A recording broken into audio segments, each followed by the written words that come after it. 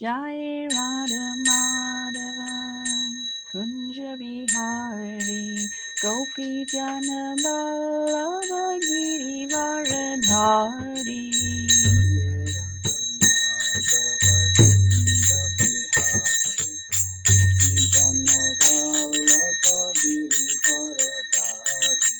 Jai Radha Madhava Kunja Bihari Gopi Jana Vallabha Giri Varadhari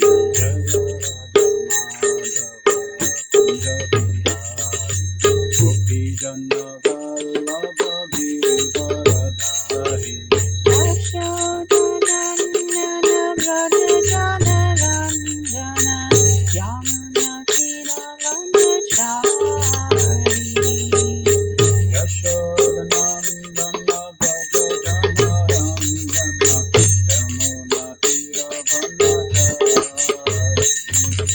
Jai Radha Madhava Kunja Bihari Gopi Jana Vallabha Giri Varadhari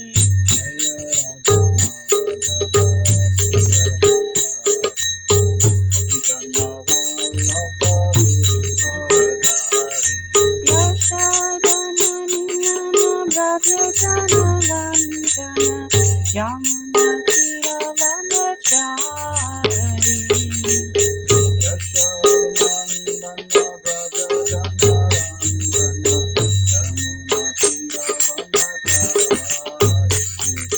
Jai Radha Madhava Kunja Bihari Gopi Jana Vallabha Giri Varadhari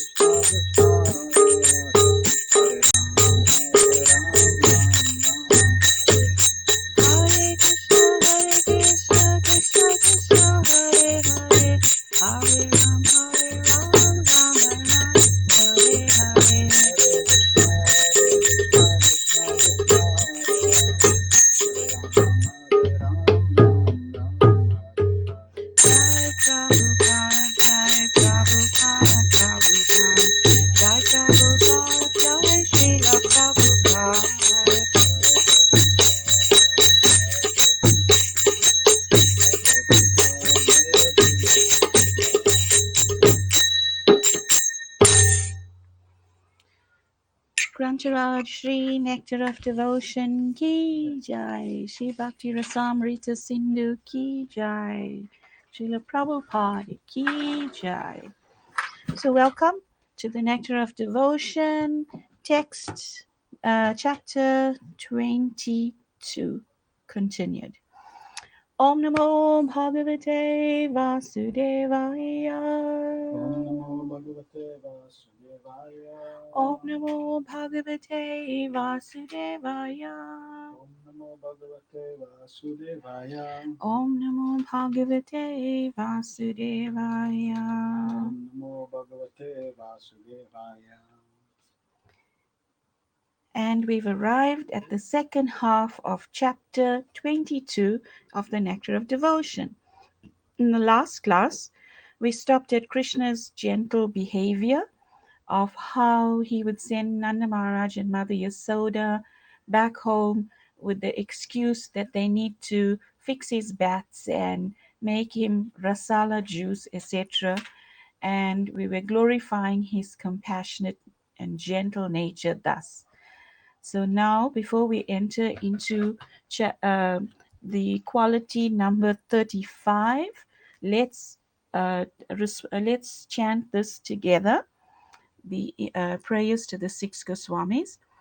Nana Shasha Vicharanaika Nipuno Sardharma Samstapako Lokanam Mitakarino Tribhuvane Manyo Sharanyakaro Radha Krishna Padara Vinna Bhajana Nande Namataliko Vanera Sanatana Raga Yugo Sri Jiva Gopala Go.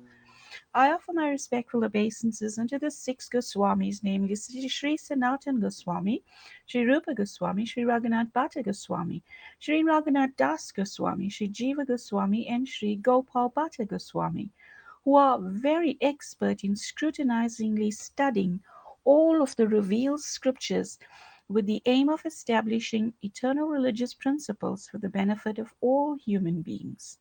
Thus, they are honored all over the three worlds and they are worth taking shelter of because they are absorbed in the mood of the gopis and are engaged in transcendental loving service of Sri Radha and Krishna. So, we begin today's discussion with the quality of Krishna being a very liberal person. So, in the Nectar of Devotion, Srila Prabhupada writes, any person who is by his nature, his natural behavior, very mild is called liberal. So, very mild means they don't necessarily, to use the cliche, fly off the hook when somebody displays bad behavior.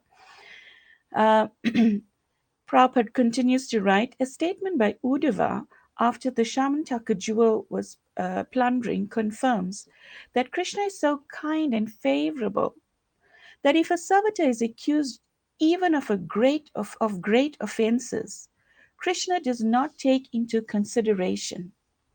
He simply considers the service that is rendered by his devotee. So Krishna is that kind of a person who never ever rejects a devotee. What to speak of a devotee? Anyone who approaches him. He's so liberal or Vinayi. The example can be cited of how when the Putana witch came to attack Krishna, she was of evil intention because her breasts were poisoned with where breasts were poisoned. We understand from the Krishna book. However, Krishna was so liberal, means that he gives the next person the benefit of the doubt. So, because she had a desire previously when he appeared as Vamanadev, as the sister of Bali, she had the desire to have a child like Krishna. And because of the notion of offering her breast milk to Krishna, even though poisonous intention was there. Krishna gave her the benefit of the doubt, gave her liberation to the position of even a nurse in Goloka Vrindavan. So, what a liberal person. From what we've just read, we can come to conclusion that Krishna will never banish any of his devotees. We find that even the demons that approach Krishna, we'll hear later on how they even become liberated. He's that kind of of a leader to choose to follow. Now the Acharyas, they cite another example of Akrura. So we all know that Akrura is the uncle of Krishna. And when he was serving under Kamsa in Mathura, at one point in time, he conspired with the demoniac forces to commit a murder.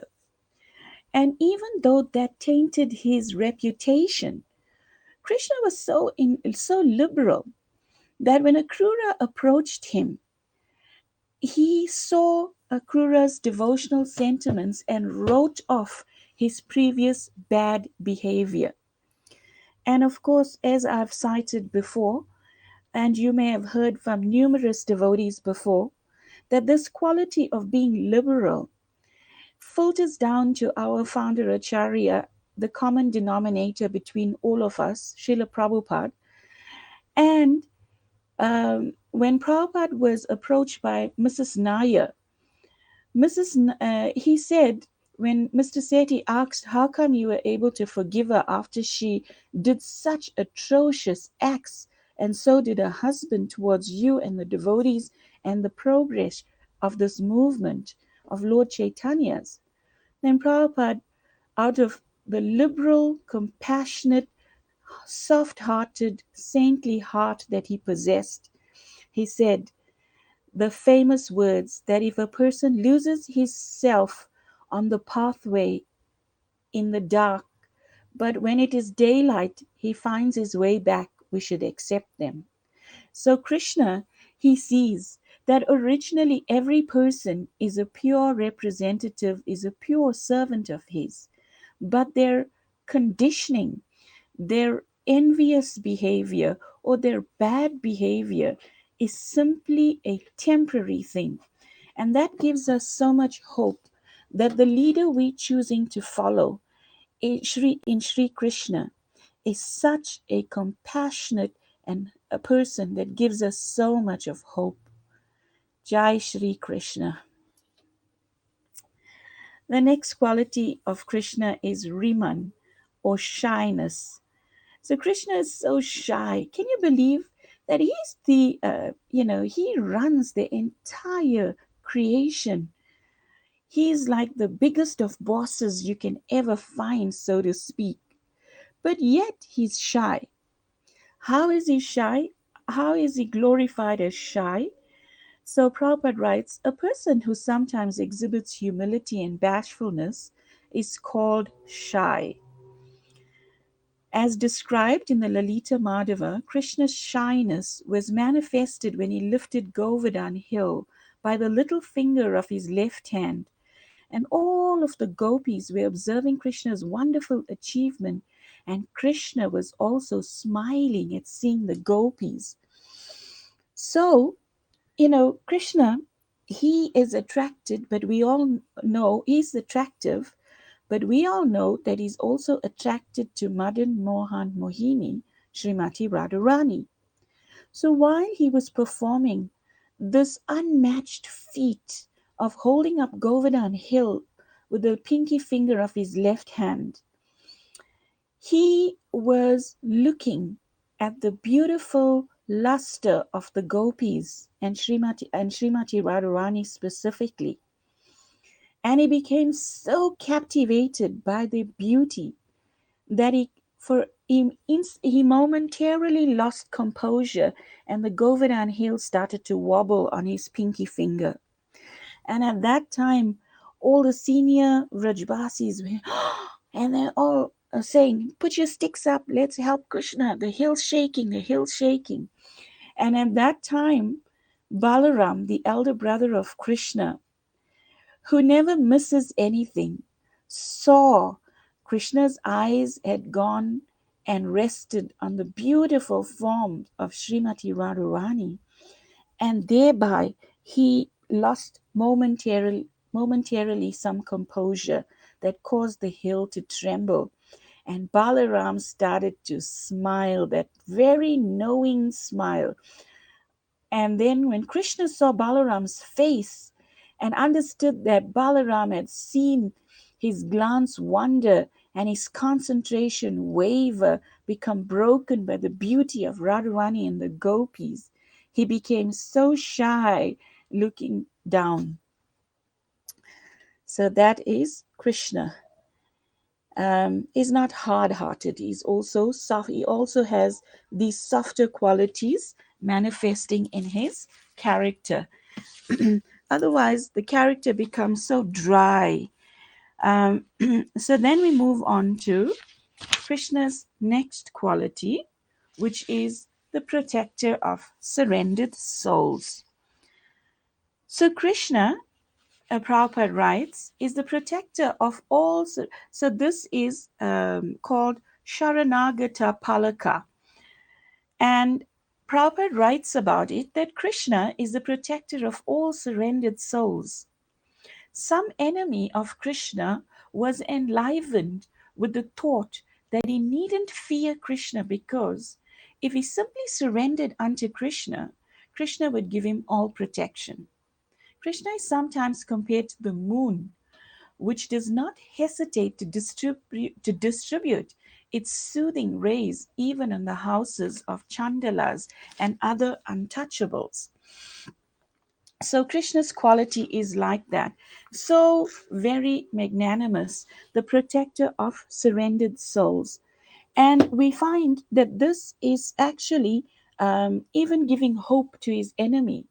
So when an enemy comes with a heart full of enmity to a very powerful person to challenge, but if he knows that this person has the softness of giving protection, then he feels that even if he's losing the battle, what better personality to lose to than a person like Krishna? Because if I lose to him and beg for protection, then he would surely grant me protection. And this is so widely emphasized in the Ramayana when Vibhishan, the younger brother of Ravana, came forth after being banished by Ravan and insulted in the court. When he came to take shelter of Lord Ramachandra, who he was already devoted to, then so many of Lord Ram's ministers, etc., Sugriv and others, warned Lord Ram that he is an asura. We cannot trust him. They are duplicit by nature. But Lord Ram at that time, he uttered the very famous words that even if Ravan comes to me and bows down, then I will give him, I will crown him a king. So Krishna is actually that kind of a personality that he is able to do this.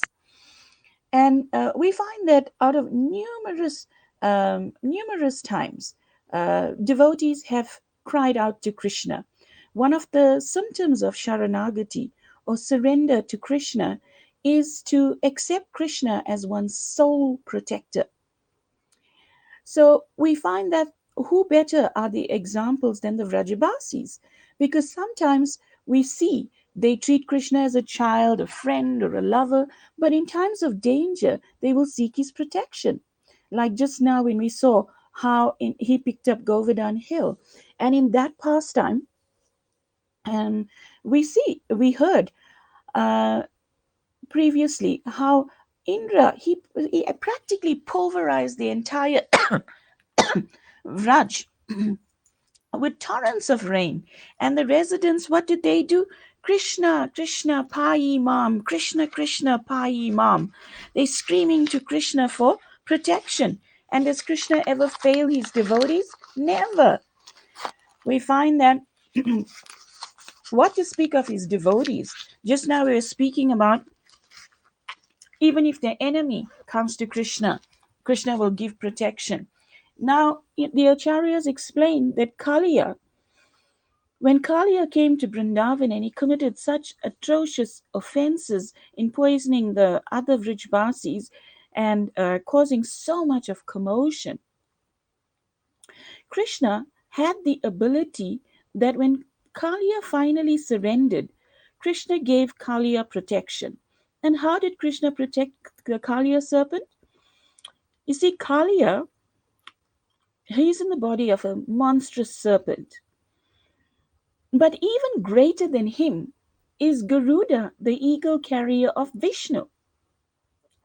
So Garuda, he could eat Kaliya as easy as you would perhaps eat a grape or a black blueberry. So Garuda was that much powerful. So Kaliya, the only reason he came to Vrindavan was because Garuda was not coming to Vrindavan due to a previous curse. So Krishna, when he banished Kaliya from Vrindavan, he protected Kaliya by making sure that his footprint, his lotus footprint, remained on the hood of Kaliya where he'd been dancing. So the multifarious hoods of Kaliya had been benedicted by the soft lotus feet of this young Krishna, and Krishna's footprints actually remained there. And Krishna sent that as protection to Kaliya, explaining that if Garuda ever comes to you with angry intent to demolish you, to devour you, upon seeing my footprint on your head, he will sort of let you go.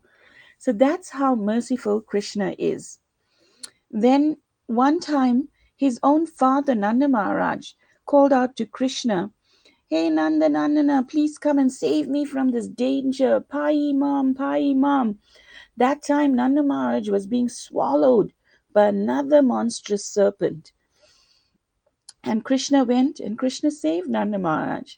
Not a hair on the body of Nanda Maharaj was affected by that serpent. So one night, when the associates of Krishna were celebrating the Holi festival, the festival of colors, where I'm sure you all are quite familiar with that messy festival. But when the gopis were busily engaged celebrating Holi, then this demon called Sankachuda, he came and he kidnapped the gopis because he wanted to enjoy with them. He thought, a simple cowherd boy like Krishna should not be the one to have women with such beautiful luster that outshines even the people, my consorts. So Sankachuda, hence, he came and he captured all the gopis. And Krishna, when the gopis were screaming, "Pai Mam, Pai Mam," then Krishna, he uttered a promise to them. And sure enough, that he was going to come protect them. And sure enough, he did so. And the gopis were saved, and Sankachuda was killed by Krishna and Balaram. So another quality of Krishna is that he's Sukhi. He's a happy person. Krishna is never depressed. We find that these negative qualities of depression, of sorrow, lamentation, fear, these are qualities born of the lower modes. And because Krishna is Sudasattva, he is untouched by these qualities. Therefore, he's always happy.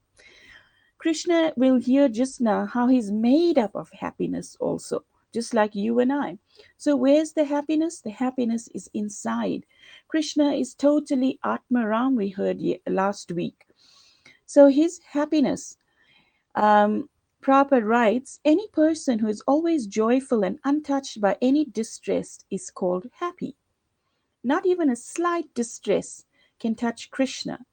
Once some of the gopis went to a place where the Brahmanas were performing sacrifices and said, "Dear wives of the Brahmanas, you must know that not even a slight smell of distress can touch Krishna.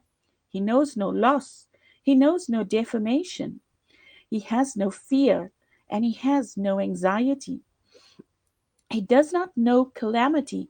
He's simply encircled by the dancers of Raj and is enjoying in their company in rasa dance.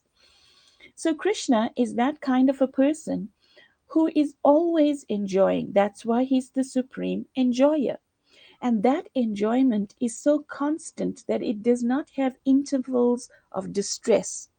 It is commonly spoken about happiness derived in the material world.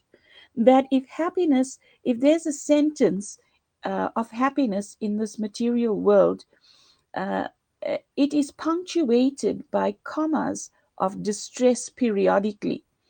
So, happiness in the material world is temporary, like the material world itself, like everything in the material world. But in the spiritual realm, happiness is a constant feature. It is like we heard sthayi bhava. It's a constant thing. So there's no ups and downs. There's no low periods. So when one hears this, one may actually question: does Krishna not feel distressed about the conditioned souls in the material world? Krishna's feeling of distress is there for the conditioned souls out of compassion. But he has a plan for them. That's why the material world is created as a college for us to come here and learn through our endeavors to be happy. That these endeavors are actually like the water tottering on the lotus leaf. It is temporary. It will not give complete satisfaction for our thirst in this parched, desert like existence in this material world. So, Krishna's happiness is so amazing. It's explained that Krishna's external happiness is also more than anyone else ever has. For example, it's explained that Krishna enjoys so much of fabulous wealth, costly jewels of royalty, perhaps, along with so much of natural opulences in Vrindavan, like fruits and flowers, berries, paste, fragrance, minerals, rivers, lakes, mountains, caves, all of the things that and I may find momentary periods of happiness by beholding in this material world are constant features of Krishna's Vrajadam. So, what to speak of just those features like the mountains, the lakes, the fruits and flowers, etc. The Vraja Gopis are the most beautiful and delightful companions within the three worlds. So, Prabhupada, he made a statement in the 1970s that when the hippie movement was widespread, Prabhupada explained the effect of the Krishna consciousness movement, stating, I've turned the hippies into happies. And we find that this is completely typical of a Vaikuntha person like Srila Prabhupada. So, so that is Krishna's happiness. Feel free to buzz us with any questions or um, comments if you have during the lecture as well. So then we discuss Krishna's 39th quality, which is that he is Bhakta Surita. He is the well-wisher of his devotees. You know, Srila Prabhupada always signed off his letters, your ever well-wisher, A.C. Bhaktivedanta Swami Prabhupada. What does it mean to be a well-wisher? It means that in every circumstance, you have the blessings of that personality. Now, take for example Krishna, like you see in the slide here, for those of you that are not driving and listening to this and that are seated in one place and nicely watching the slides on your big screen, perhaps, we find that in this picture, Krishna's nature of Bhakta Surita or Bhakta Vatsala or Dina Bandhu, the friend of the distress, is so clear here that even though before the battle could start on Kurukshetra, he made a promise to remain neutral, that he will never pick up yeah, any weapon. Prabhupada writes in the Nectar of Devotion, it is said, Krishna's devotees, that if they offer even a little water or a tulsi leaf in devotion to Lord Vishnu is so kind that he will sell himself to them. Why? Because Krishna says in Bhagavad Gita, Patram Pushpam Phalam Toya, Yome Bhakta Prayachati, that how difficult is it to get some water, a fruit, or even a tulsi leaf? It costs practically nothing. So these things, it doesn't ask for anything that is too complicated, but simply by engaging in such a simple act of making a simple offering like this, Krishna accepts. And then we saw when he was liberal, he even accepted the mentality. Even if you can't accept it, if you think about it in Manasa Puja, Krishna can even accept that. Krishna's favoritism towards his devotees was exhibited in his fight with Bhishma. And then we come back to the story of how Krishna, when Arjuna was being completely bombarded by divine weapons of Devarata, Bhishma Dev, who learnt in the heavenly planets the art of warfare from his mother Ganga's arrangement. He was such a valiant fighter, and Arjuna was practically no match for him on that particular day. Even Krishna, the chariot driver, was wounded by Bhishma Dev, and Krishna was supposedly bleeding. When Arjuna was thus being attacked, Krishna did not bother about keeping his promise. He immediately picked up a wheel of a broken chariot that was lying close by, and he was prepared to sacrifice his truthfulness, his vow for the protection of his devotee. That's how much everything you do for Krishna is valued by him. Can you even think of another person in existence who will value every little thing that you do, will value every little detail of your thought, your intention, and your action with such great valor as this personality, Krishna? Highly unlikely. Why? Because even if they have good intentions, it is customary of this material body and this material world that you can become diseased by forgetfulness in the form of dementia, etc., and forget even your loved ones. But Krishna will never forget. So Krishna, he actually reciprocates with everyone, even when Srimati Radharani was feeling a bit disturbed in the presence of so many newcomer Sakis in the Rasa Leela, apparently, that she decided to step out. Krishna followed her, and he satisfied Srimati Radharani's um, uh, desire also. Then we come to Krishna's next quality, which is that he is prema vasaya, that is controlled by love. And in this picture, we see this beautiful picture of how Krishna is controlled by the love of Sudama, his friend in the Gurukul.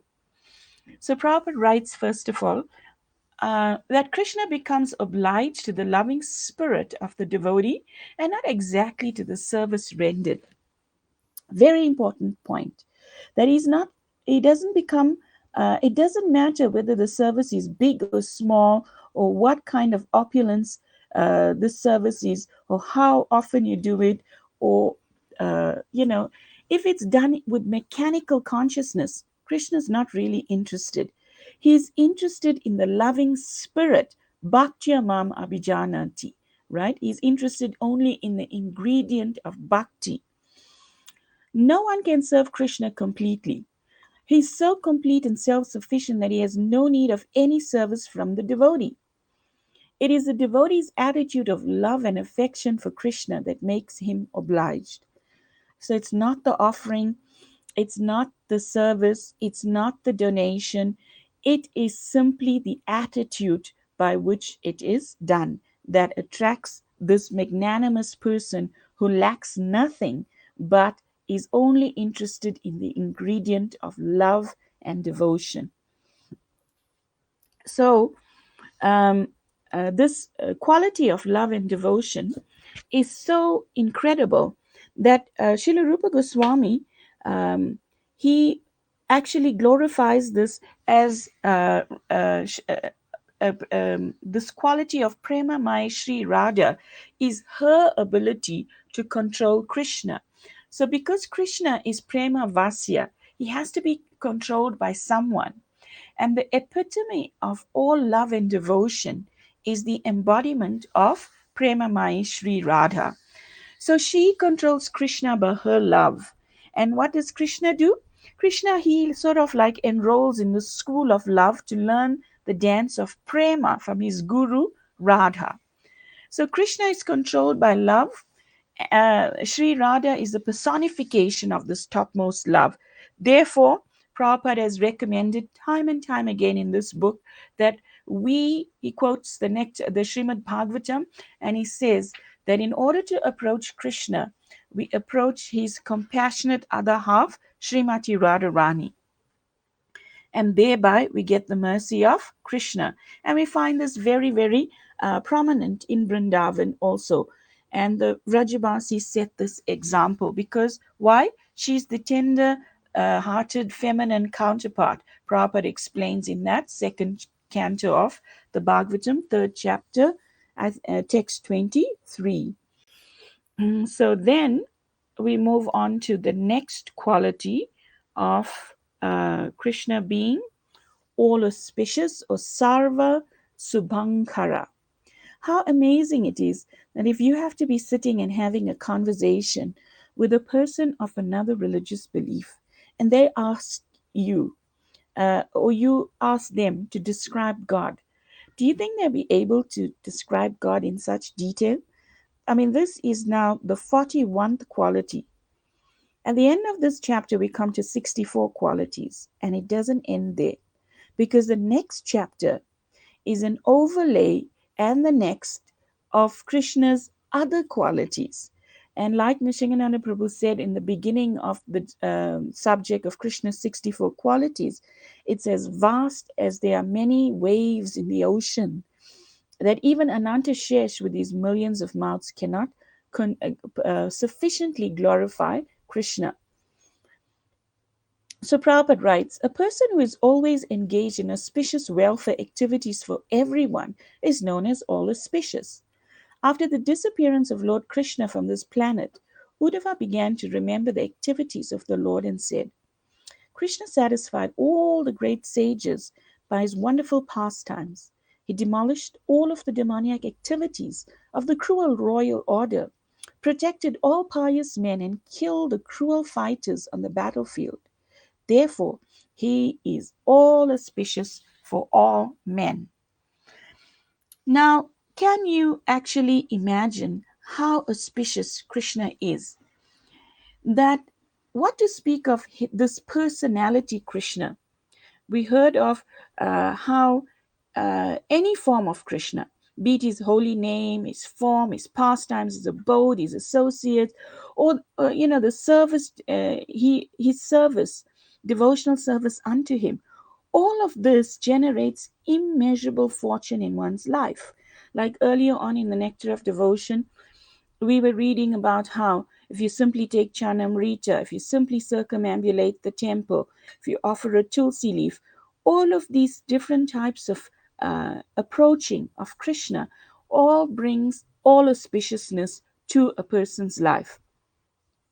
So it's explained by our acharyas that Krishna's presence is also very auspicious. You can well imagine if his holy name, his form, his pastimes, his abode, his associates, simply hearing about him and devotional service to him is auspicious. What then to speak of him? When he enters the forest of Vrindavan, it's explained that Mother Earth, she becomes so thrilled by the touch of Krishna's soft lotus feet. It's explained the birds, they close their eyes in ecstasy, meditating on his melodious flute song. When Krishna touches the leaves and the flowers and the trees, they all cry tears of joy in the form of honey flowing down their branches.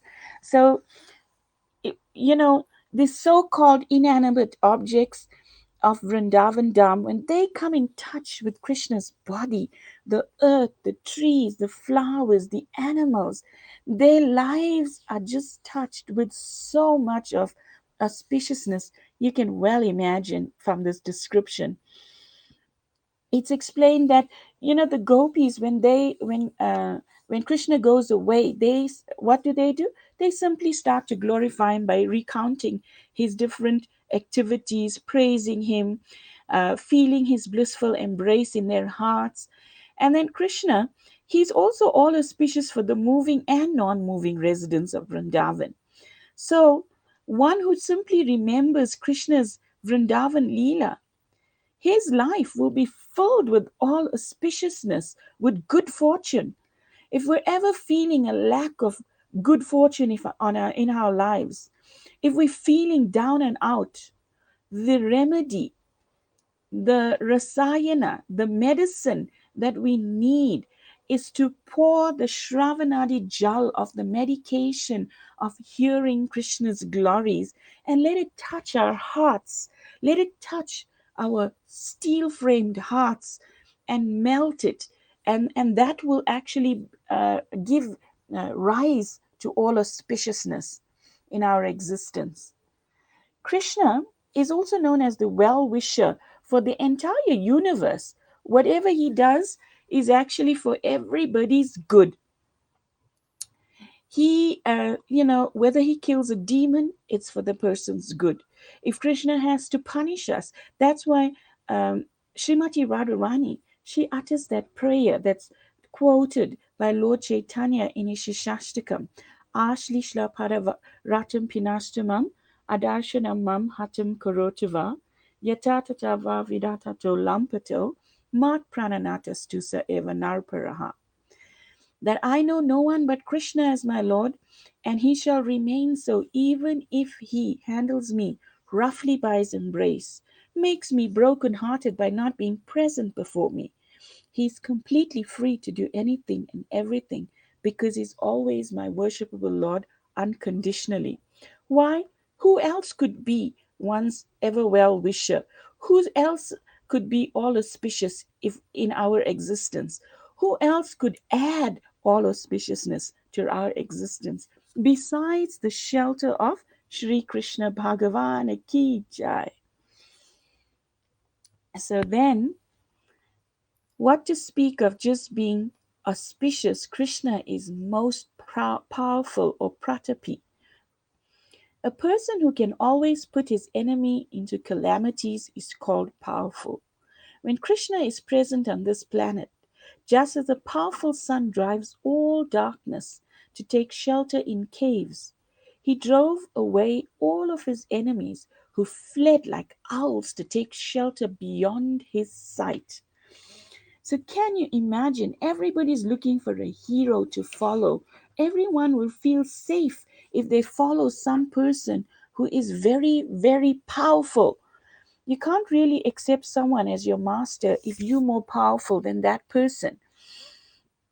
So, Krishna, we see from infancy to boyhood, he's regularly showing this infinite power that he has.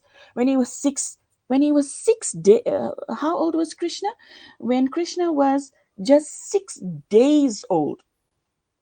6 days. Have you ever seen an a baby 6 days old? A baby looks so delicate. You don't want to hold the baby perhaps in your hand because you think if you sneeze next to them, they may crack or something because they look so pink and delicate. But Krishna, when he was 6 days old, do you know what he did? He killed a Putana witch at 6 days old. And she was a 12-mile long witch. This was not like simply killing a cockroach or squishing a bug in one's hand. This was killing a witch that was 12 miles long.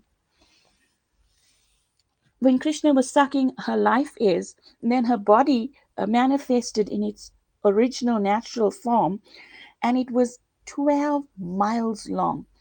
Can you imagine from the place where you're sitting right now, 12 miles away from there, a monster so big that a 6-day old baby could kill. Now that's like really powerful. That baby is the supreme powerful personality.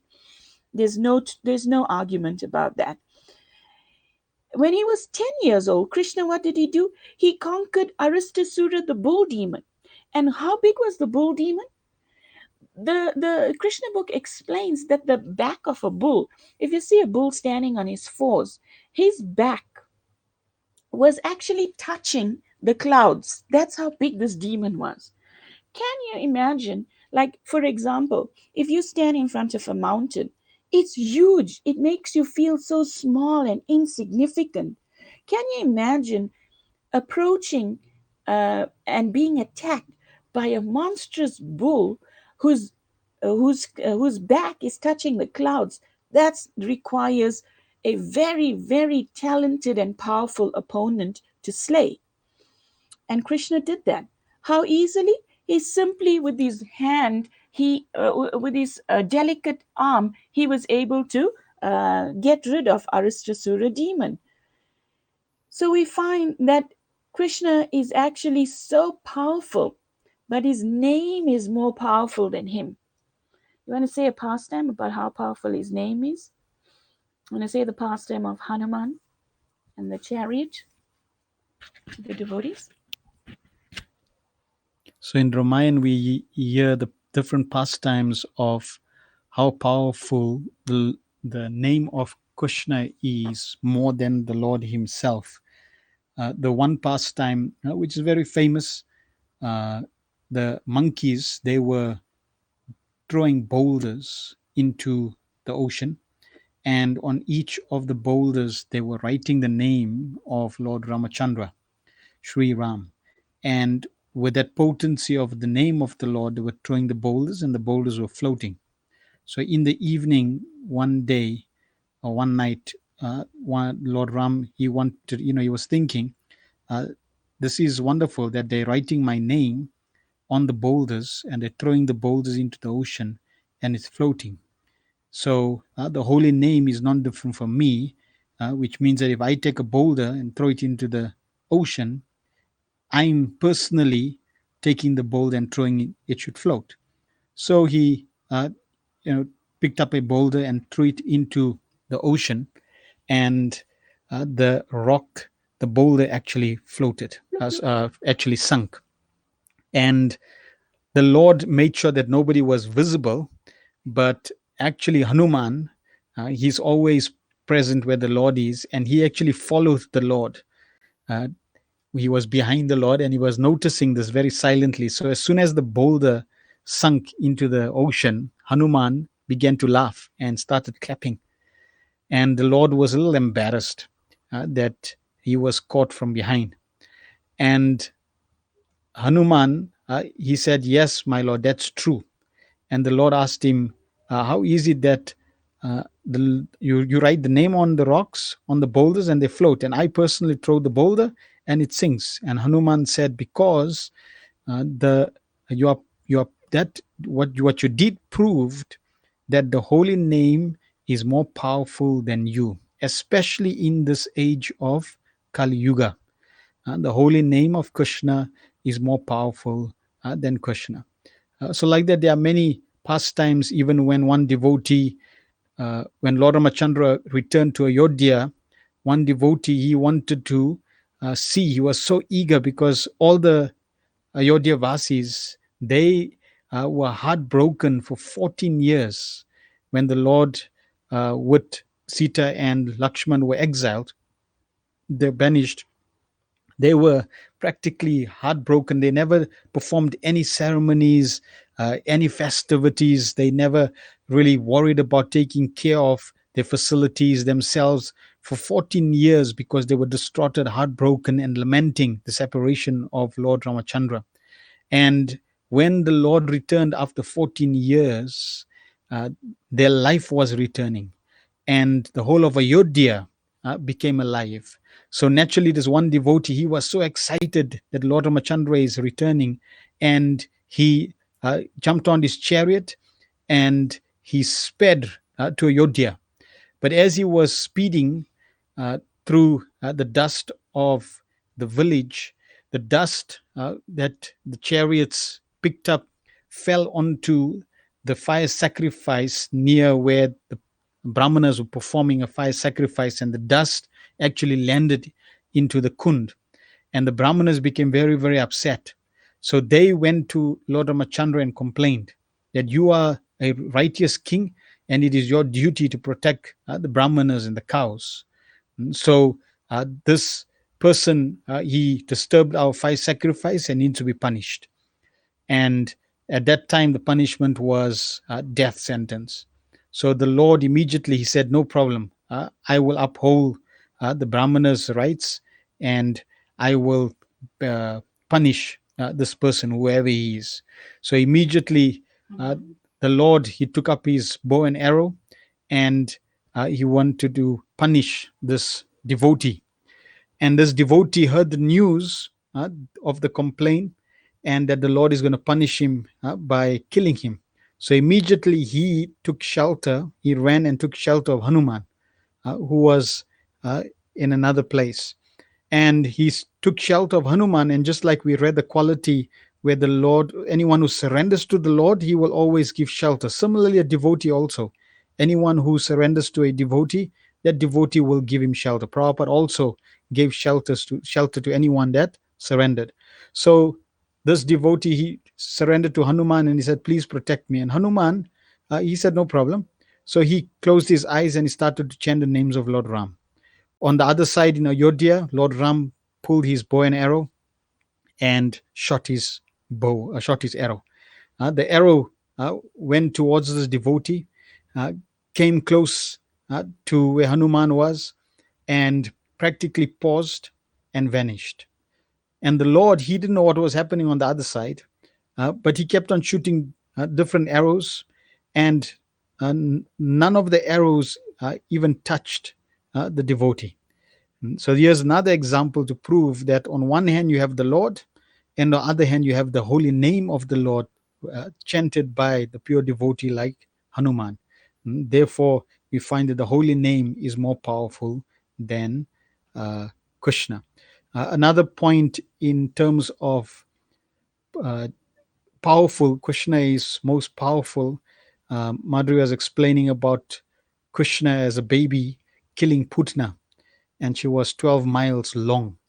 It's described when Krishna was breastfeed was sucking her life as he's a small baby, so he's now, she obviously because the life as has been pulled out, she screams in agony and she runs out of the palace.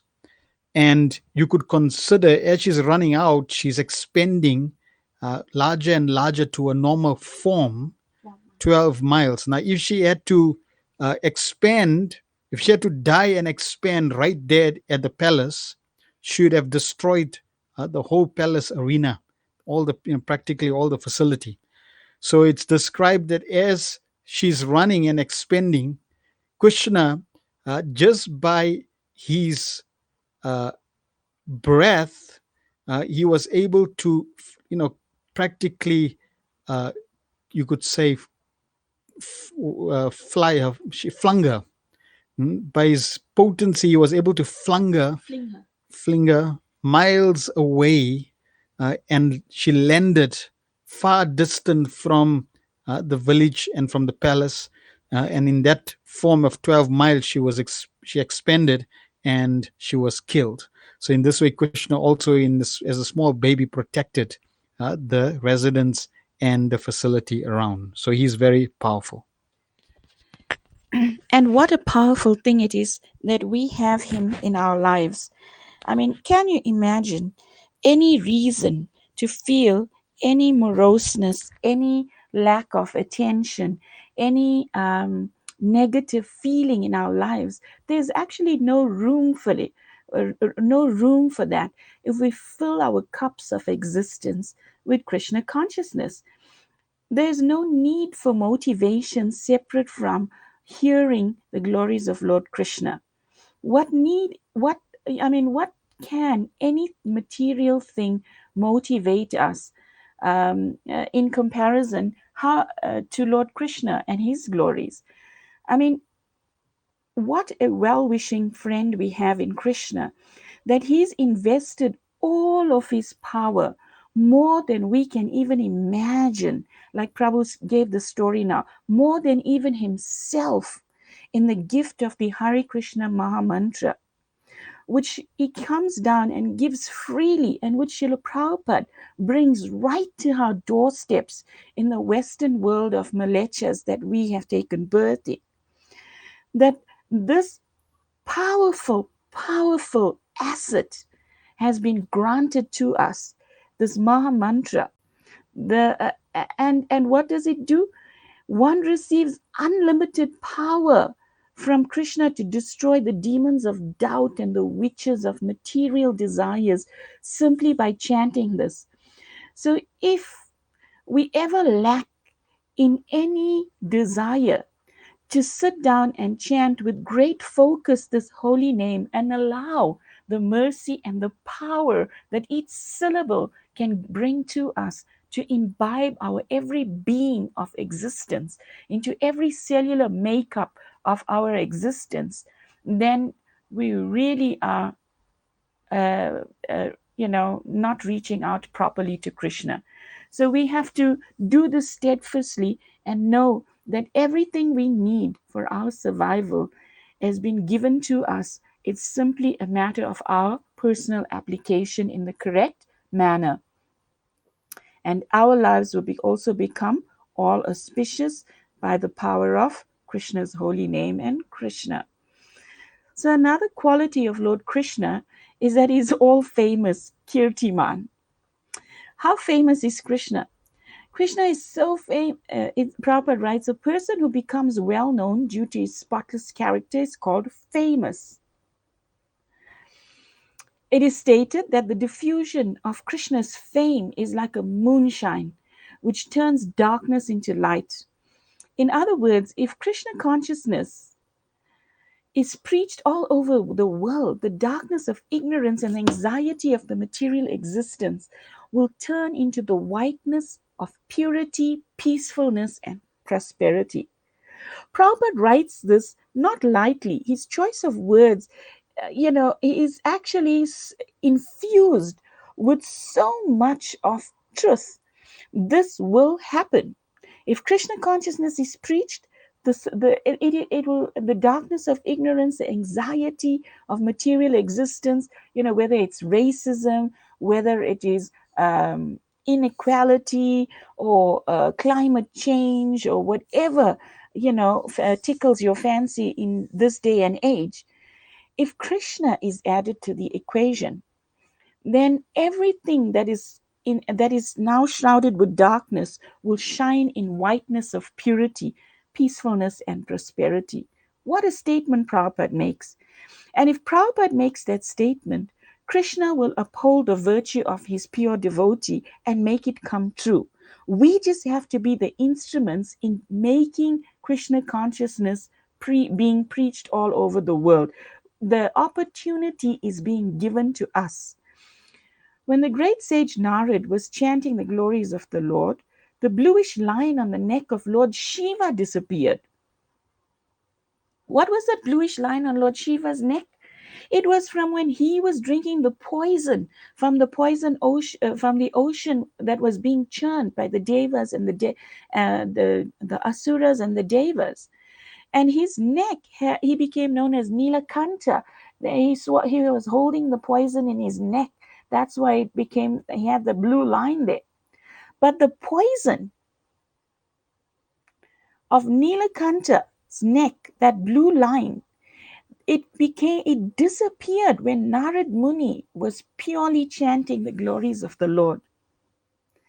Now, you may have heard that, in India, there are people who are expert in chanting mantras that can extract snake poison. If a person is bitten by a snake, they don't call the ambulance or rush them to the hospital.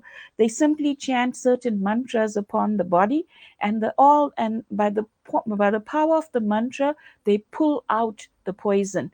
And we've told you the example time and time again of how we witness this. That Nishingananda Prabhu had jaundice when we were in India, and we went to a doctor who, simply by the power of mantra, he was able to pull out all the bile from his body.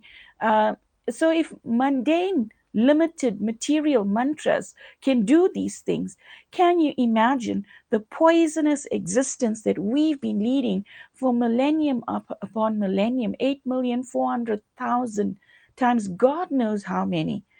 All of that poisoning, all of that conditioning that is now enshrouded our brilliant selves, that brilliance is being hidden, can become awakened. We can shine again if we simply take shelter of the holy names of Lord Krishna and his glories.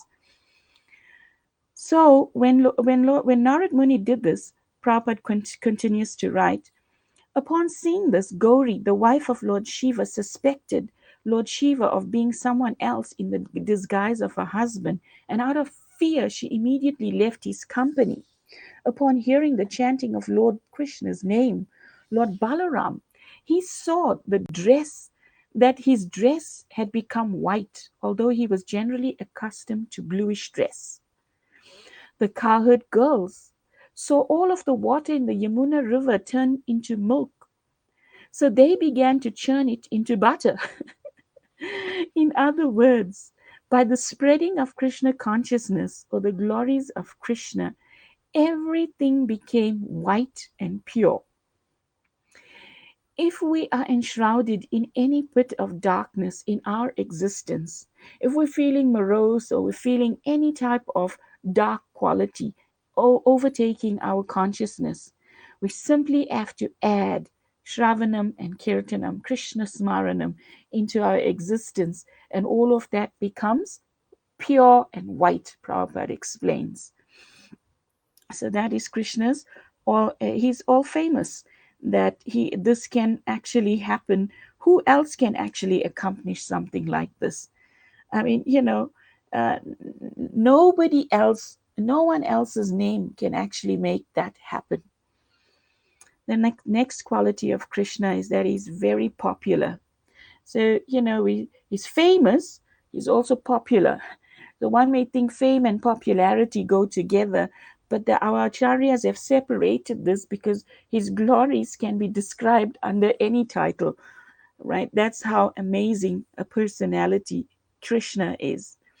So it's Rakta Loka, and Prabhupada writes that any person who is very dear to people in general is known as popular.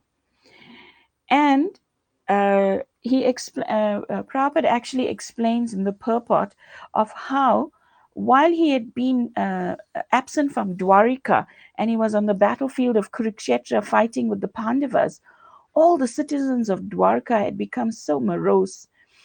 And then when he returned, Prabhupada explains in the Nectar of Devotion that they were saying, "Dear Lord, while you were absent from the city, we passed our days in darkness of night." So, in other words, where there's no Krishna, there's simply darkness. So, this statement actually shows how popular Krishna was all over the country. Even also, as we continue in the Nectar of Devotion, as soon as he entered the palace, all the sages began to cry, "Jai, Jai," which means victory, victory. This was when he entered the palace of Kamsa, and he was going to kill Kamsa and liberate him. Krishna was just a boy at that time, and all the sages, they offered their respectful blessings to him. The demigods who were present also began to offer beautiful praise to Krishna, and the ladies and girls present expressed their joy from all corners of the arena. In other words, there was no one in the particular place with whom Krishna was not very popular. Everybody was overcome by the popularity of Krishna. We know that even before he could enter the palace, Kubja and other women of Mathura were completely taken aback by the beauty of Lord Krishna. You know, Krishna was the laundryman. So many different people had different interactions with Krishna, and everything Krishna does makes him more and more popular. that even though he performed these activities on this planet 5,000 plus years ago, we will speak about it today, tomorrow, and for millenniums to come. And still, Krishna's popularity will never shrink. No, this is unmatched popularity. Then we go to the next quality of Krishna, his partiality to the devotees. Although Krishna is the Supreme Personality of Godhead, Prabhupada writes, and is therefore not partial to anyone, it's stated in the Bhagavad Gita that he has special attraction for a devotee who worships his name in love and affection. Now, in the Science of Self-Realization, Prabhupada gives an analogy that even though a rich man may perform charitable work to other children, he has a special affection for his own child. He'll give in charity to everybody else. He'll be, that kind of benevolent personality. But for his own children, he will give more. When Krishna was on this planet, one devotee expressed his feelings in this way: My dear Lord, if you had not appeared on this planet, then the asuras, demons, atheists would have surely created havoc against the activities of the devotees. I cannot imagine the magnitude of such devastation prevented by your presence.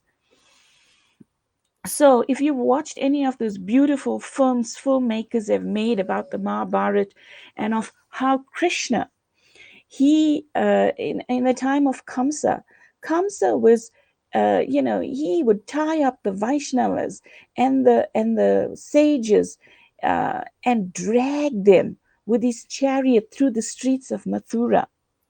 There were horrible, horrible, evil acts done towards saintly people. And if Krishna had not invented himself, then, God forbid, we can't even imagine how dark our existence would have been. From the very beginning of his appearance, Krishna was the greatest enemy of all demoniac persons. Although Krishna's enmity towards demons is actually comparable to his friendship with the devotees, this is because any demon who is killed by Krishna receives immediate salvation. So Krishna's partiality to his devotees is, it's not that he is impersonal, that his heart is all is one. No, the surrender and the devotion of a devotee distinguishes the devotee from Krishna's other recipients of his benevolence. And then we move on to the next quality, which is very attractive to all women. Is Sama. Is Krishna only attractive to all women? No, Krishna is even attracted to, even men become attracted to Krishna. What to speak of ordinary men? Even Lord Shiva was attracted to Krishna, and he was desiring to see a female form of Lord Krishna, and thus Krishna manifested his form as Mohini Murti to please Lord Shiva's that desire. And we find that when Krishna came as Lord Ramachandra, the sages of the Dandakaranya forest, they all became so attracted to Lord Ramachandra that they actually desired to be Krishna's consorts in his Lord Ram's consorts in his next incarnation, and thus they form one lot of gopis in the Maharas Leela of Krishna's. The sages of Dandakaranya take female forms. So Prabhupada writes, any person who has special qualifications becomes immediately very attractive to women. Note, special qualifications. So women, they are selective. So they are charmed by special qualifications. And Krishna's special qualifications are very unique, as we'll continue to hear. A devotee made the following statement about the queens of Dwarika. How shall I describe the glories of the queens of Dwarka, who are personally engaged in the service of the Lord? The Lord is so great that it's simply by chanting his name, all the great sages like Narad can enjoy his transcendental bliss. So, what can be said about those queens who at every moment are seeing the Lord and serving Him personally? Krishna had 16,108 wives in Dwarika, and each and every one of them was attracted to Krishna just as iron is attracted by a magnet. There is a statement by a devotee, "My dear Lord, you are just like a magnet, that all the damsels of Raja are like iron. In whichever direction you're moving, they're following you as iron is attracted by magnetic force." So, can you even try to conceive if a man has, for example, 5 wives? We hear of people who have more than one wife in this material world, and more than likely, that lady will find attraction in another man. It has happened to the greatest of people in our country and on our planet. But for Krishna, the women are so attracted to him that they would rather leave their consorts and run to Krishna rather than abandon Krishna for someone else. So that is how very attractive Lord Krishna is. Then, um, you know, he has incomparable sweetness by his body, his love, his flute. His flute song steals the hearts of every woman in the 3 worlds. Even Lakshmi Devi, she wants to take birth in Vrindavan to come and hear the flute sound of Krishna. She performs years of austerity, and still it's very difficult for her. So, can you imagine what type of a magnetic force Krishna is?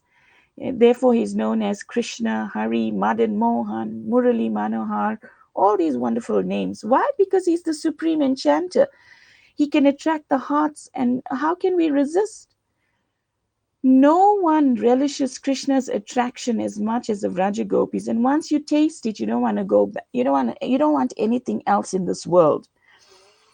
So Krishna's body, it is so beautifully decorated and ornamented. It creates like a sort of daily festival for the eyes of the wives in Dwarika and the damsels in Raja.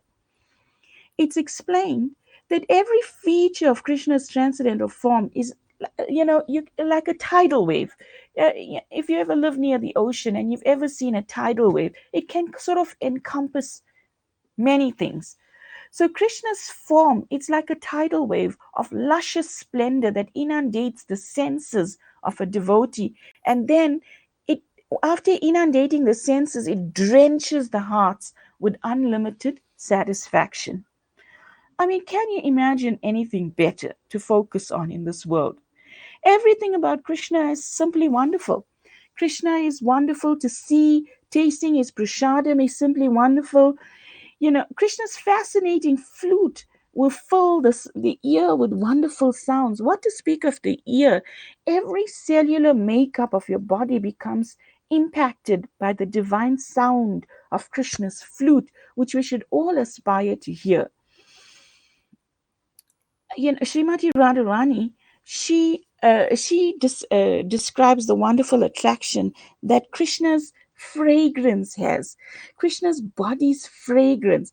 If somebody walks past and they're wearing a nice perfume, sometimes you'll see heads turning when the person walks past. Now, Krishna, on the other hand, his body, it surpasses the aroma of musk. It attracts the minds of everyone. Radharani explains that the 8 lotus parts of the Krishna has 8 lotus parts: his 2 eyes, his face, his navel, his hands, and his feet. All these 8 lotus parts of Krishna that we just mentioned, Radharani explains, they distribute the fragrance of lotuses mixed with that of camphor. And that is like the most sweetest scent. Krishna's body is, even though it's anointed with musk, camphor, sandalwood, and aguru and other scents like that, you'll find that, when a devotee goes and does the puja for the Lord, and some of the perfume, or they attend Mangal Arti and the earbud comes around and that perfume touches your hand, and the whole day you smell that. And if somebody has attended and you haven't attended, You'll smell it on that person. And how attractive is that? So, can you imagine the embodiment of this unique scent?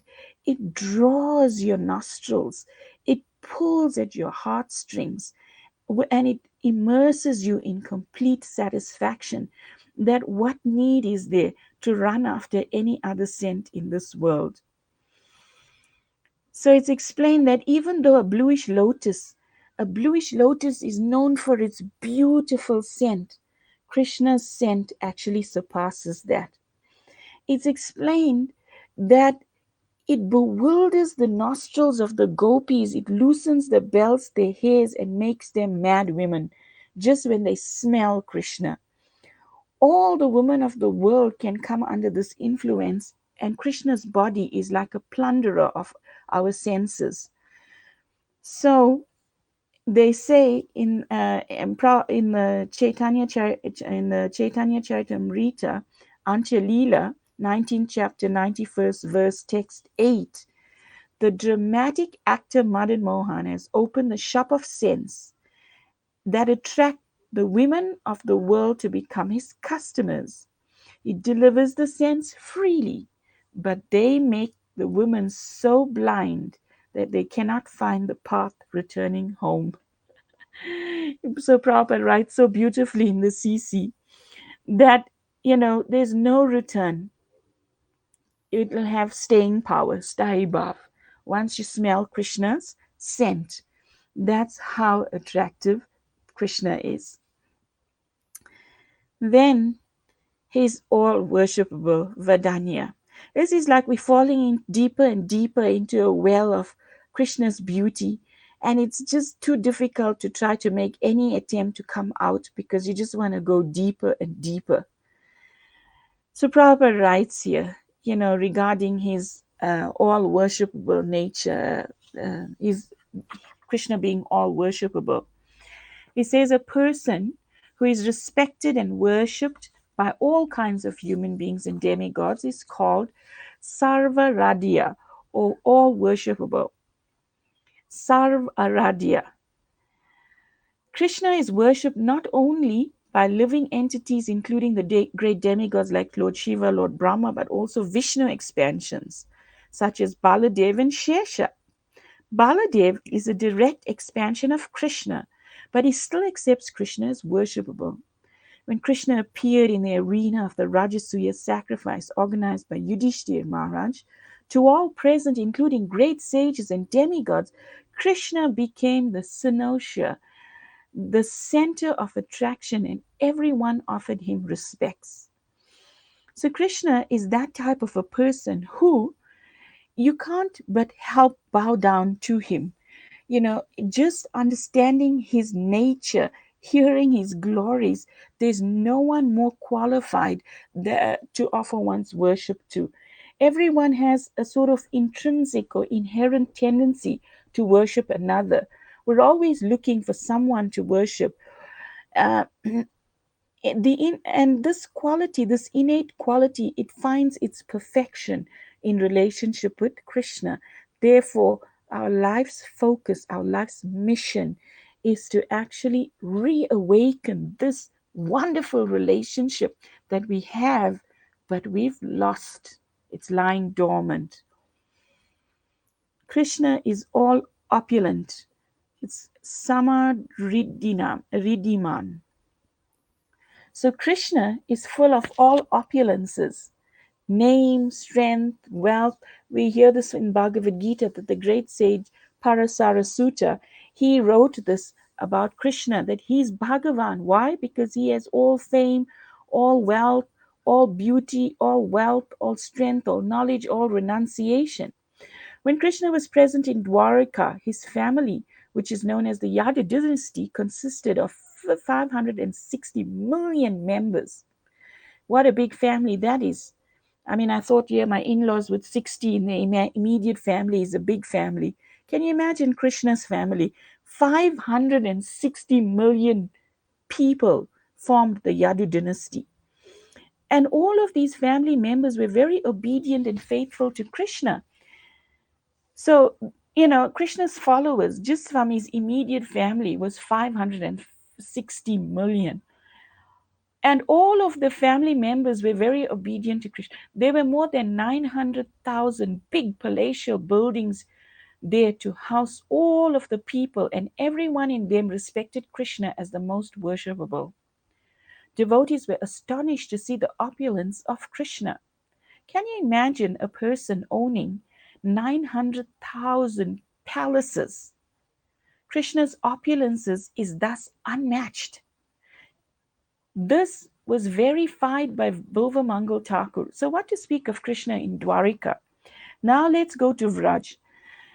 Bilvamangal Thakur takes us there in his Krishna Karnamrita, where he says, "My dear Lord, what can I say about the opulence of your Vrindavan? Simply the ornaments and the legs of the damsels of Vrindavan are more than Chintamani, and their dresses are as good as the heavenly parijata flowers, and the cows exactly resemble the Surabhi cows in the transcendental abode.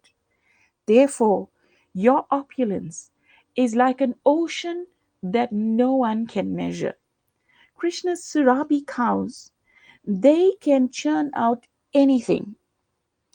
What to speak of the Chintamani stones that are actually the insignificant paving on the roads of that Krishna walks on? The Chintamani stones can convert anything into valuable gems. They themselves are valuable gems. They're valuable touchstones. Nothing can actually remain dark and unvaluable, unopulent in Krishna's abode. Can you imagine that even the flowers have got the scent far beyond the heavenly parijata flowers? The cows can give any type of milk, any type of produce that Krishna even thinks about. Krishna's devotees even think about. Therefore, it's explained that Krishna's opulences is so untouched, unmatched by anybody else in existence. So if you are ever attracted to rich people and you have a tendency to kind of rally behind such people, Krishna is the richest person we should be following, all opulent personality. Krishna is all honorable. Isn't that such a nice quality that he can be, he's all honorable? A person who is chief among all important persons is called honorable. When Krishna was living in Dwarka, demigods like Lord Shiva, Brahma, Indra, the king of heaven, and many others used to come and visit him. The doorkeeper who had managed the entrance of all these demigods one very busy day said, "My dear Lord Brahma, Lord Shiva, please sit down on this bench and wait. My dear Indra, please desist from reading your prayers. This is creating a disturbance. Please wait silently. My dear Varuna, please go away. My dear demigods, do not waste your time uselessly. Krishna is very busy. He cannot see you." I mean, who queues?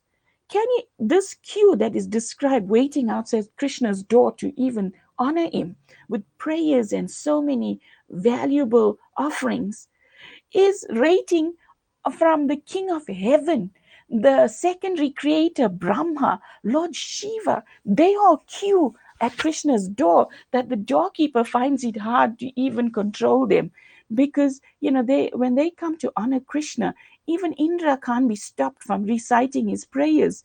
The doorkeeper has to say, "Shh, you're creating a disturbance." What an honorable person Krishna is, that even these higher beings will come. Who can match such a person in terms of honor? The Supreme Controller. We've all heard here time and time again how Krishna is the Supreme Controller. How he's the controller? Prabhupada writes here, there are two kinds of controllers, or lords. One who is independent is called a controller, and one whose orders cannot be neglected by anyone is called the controller. So you can't escape Krishna. First of all, he is independent. He's not dependent on anyone, therefore, he's the supreme controller. He does not depend on anyone for anything. He's he's self-satisfied Atmaram Krishna. Now then nobody else controls him. Simply by your order and by your partial representation of Vishnu, you are maintaining the universes. In this way, O Krishna, O supreme Kamsa, O enemy of Kamsa, where there are so many Brahmas and Shivas who are simply carrying out your orders. So, how many universes the Krishna book shows us? That picture of all the Brahmas with, so many hundreds and hundreds of helmeted heads. Krishna's controlling all of them. Krishna's controlling all the Rudras, the 11 Rudras. Krishna's controlling, the Purusha avatars. Krishna is controlling everyone. He's in control of everything at every time. You know the story one time when he was in visiting Srimati Radharani at her in-laws' place. Then, they heard Jotila coming, so he escaped. Krishna manifested himself as fast as possible, not to get caught and put Radharani in trouble. And he left his flute inside. And then, Jotila ran and told Kotila, "See, we've caught him, we've caught him. He's left his flute there. I can smell him, he was here." And then Kotila said, "Mother, look outside the window. It's raining flutes. If Krishna wants, he can turn the rain into flutes. He can turn the rain into anything he desires because he's in control. The earth in Vrindavan opens and closes at his will, simply like a lotus flower opens and closes. Who can control the earth in such a manner? Krishna can turn night into day and day into night to save Arjuna on the battle of Kurukshetra. Krishna can make the sun rise and the sun set whenever he wants to. Krishna can do anything. He is the supreme controller. The 333 million devas, they are simply controlled by Krishna. Krishna writes in the book, Bhagavad Gita, everything rests upon me as pearls are strung on a thread. If you look at your Tulsi beads, for example, because we may not be wearing pearls, all the beads, you can't really, of course, I trust you're using new Tulsi beads that the gut is not showing, but normally the beads are being held together and you can't see the gut, it's invisible. And Krishna's controlling of everything, even though he's the supreme enjoyer, he's controlling every single thing. Thus, he's known as the supreme controller, supreme, completely independent controller. Then, Krishna, he's changeless. So sometimes, like in the beginning of this chapter, we heard that the qualities that one may possess can go up unto 50. First, let's read what Prabhupada says. Krishna does not change his constitutional position, not even when he appears in this material world. So it's not like when Krishna comes to do pastimes here, there's a vacancy for God. No, he's in full control. Ordinary living entities, have their constitutional spiritual positions covered. They appear in different bodies, and under different bodily concepts of life they act. But Krishna does not change his body. He appears in his own body and is therefore not affected by the modes of material nature. So, what need is there to speak of the Lord himself? To be more clear, although the Lord sometimes appears in this material world, he has nothing to do with the modes of material nature, and he acts with full independence in his transcendental position. Now, we're saying that at the beginning of this chapter, it was explained that the living entity, in the ultra pure living entities, they can develop or manifest up to 50 of Krishna's 64 qualities. And Brahma and Lord Shiva, they can go up to 55. But Krishna, the living entities, even though they may show partially the 50 qualities, they can still become covered. But Krishna, with all 64 qualities, remains intact. There's a lot of staying power in his character, in his qualities, etc. Even when he comes as Varahadev and he's picking up the earth from the very dirty ocean water of this material world, Krishna has not lost control of being the supreme controller. So that makes him even more lovable, that he is Sada Swarup Samprapta, changeless. It doesn't alter his condition.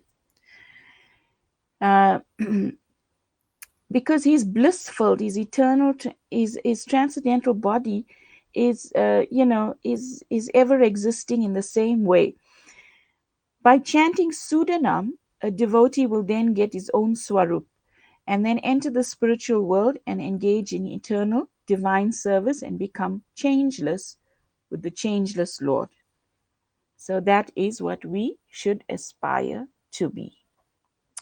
Now, we go to the 52nd quality of Krishna being all cognizant. Any person who can understand the feelings of all persons and incidents in all places and at all times is all cognizant. A nice example of all cognizant quality of the Lord is described in the Srimad Bhagavatam, first canto, 15th chapter, verse 11, in connection with Durvasa Muni's visit to the house of the Pandavas in the forest. Following a calculated plan, Duryodhana sent Durvasa Muni and his 10,000 disciples to be guests of the Pandavas in the forest. Now, Krishna knew the heart of Duryodhana. Krishna was cognizant of the heart of the moods of Durvasa Muni. Krishna was all cognizant of the fact that the Pandavas has eaten their supper.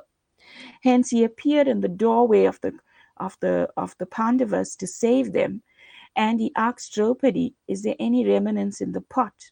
And when Draupadi looked, there was just about a fragment of prasad there, and Krishna asked for it. And when Krishna took that, immediately Durvasa's 100,000 followers and Durvasa himself, who had gone to take bath in the river, they had all begun to burp, feeling full. And so Krishna was able to do that because he was very cognizant, so he could save his devotees. So at no time is Krishna not giving you enough attention. Krishna is completely aware of everything we're going through, everything that's happening in our lives, and he's pulling the right strings for the right purification, the right amount of karma to be washed off our slate at all times. So that is Krishna's all cognizance. He knows us better than we know ourselves, in other words. Sometimes people say, nobody understands me. Krishna understands us better than anybody. Krishna understood the hearts of the Brahmanas' wives, when they were making their offerings, and he gave his heart in return. He understood the unmarried gopis of Vrindavan were praying to Katyani for what reason? Not because they were interested in demigod worship, but because they wanted Krishna as their husband. And Krishna was cognizant of that, and thus he made arrangements for that to be so.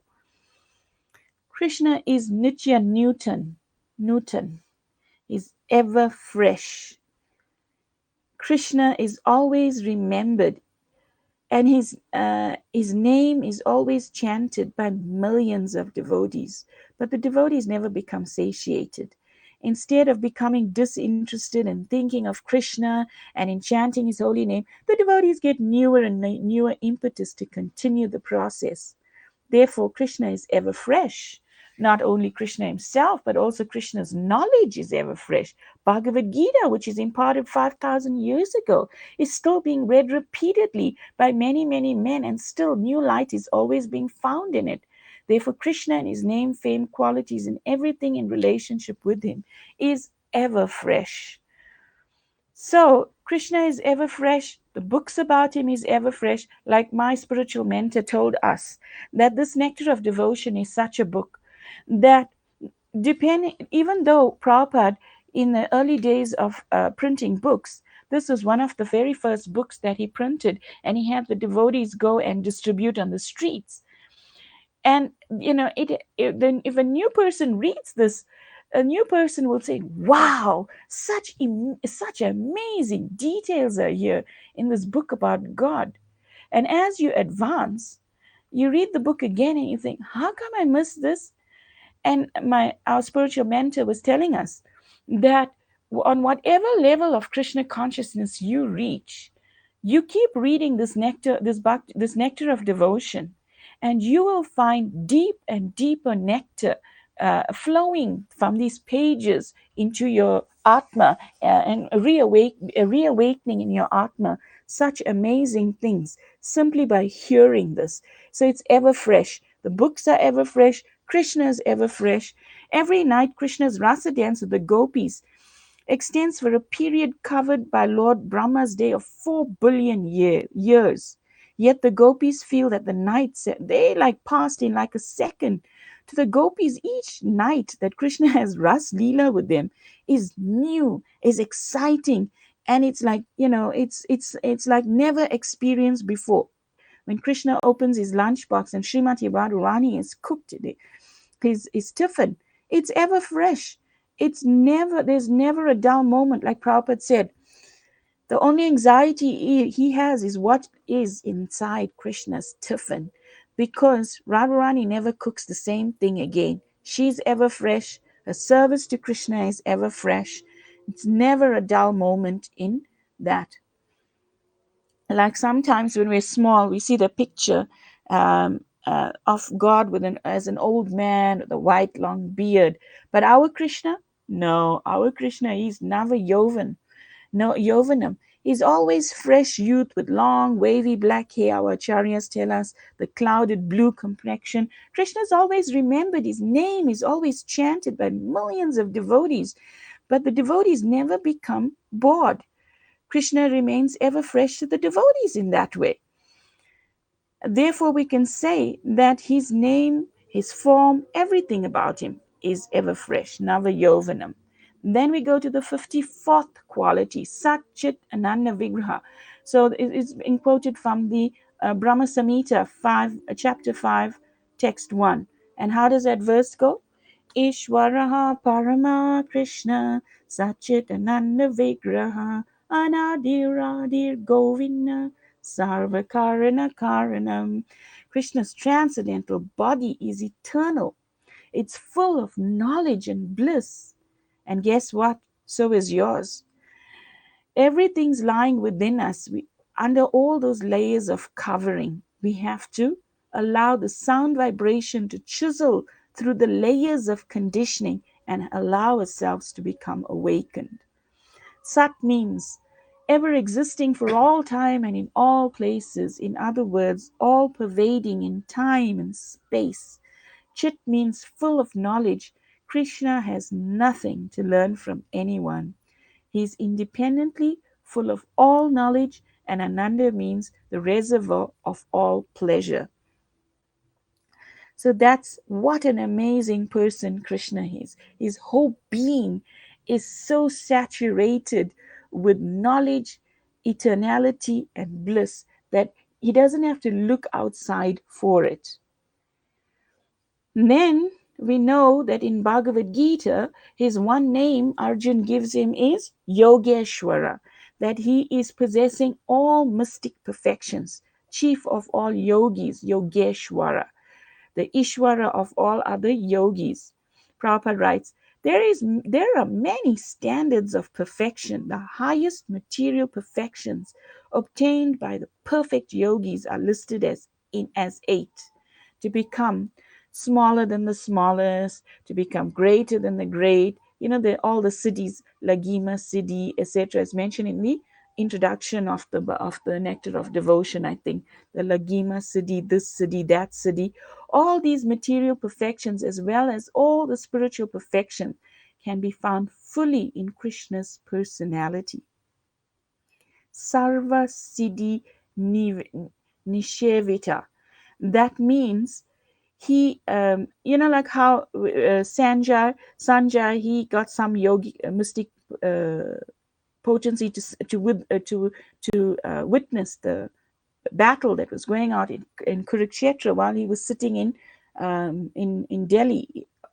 So Krishna has all of these powers more and more and in their fullest capacity. So he can become lighter than the atom. Krishna can become heavier than the greatest. Lagima Siddhi can become lighter than the lightest. He made the mountain Govardhan as light as a mushroom, Prabhupada says in the Krishna book. Or you can say light as a flower to hold up for 7 days, 7 nights. And Subal, Krishna's cowherd friend, was saying, "Hey, Krishna, don't be so proud about holding up Govardhan hill. We all know that Govardhan just floated in the air by himself due to being satisfied with our Boga offerings." That was the childish rebuke of Subal. Then, Krishna's, then another siddhi is Prapti Siddhi, the ability to acquire whatever one desires. Yogis have this power. Prabhupada gives the example of one teacher that he had who brought the pomegranates when there was no pomegranate in season. So during the pastime of worshipping Govardhan hill, Krishna created a second form of himself. You remember in the pastime? In this form, he ate all the mountains of rice, halava, puris, pakoras, the lakes, of sweet rice. Can you imagine lakes of sweet rice? Krishna just devoured it all. And then he extended his long arms and licking his tongue. And then he started to scream for more and more, Anayor, Anayor, Anayor.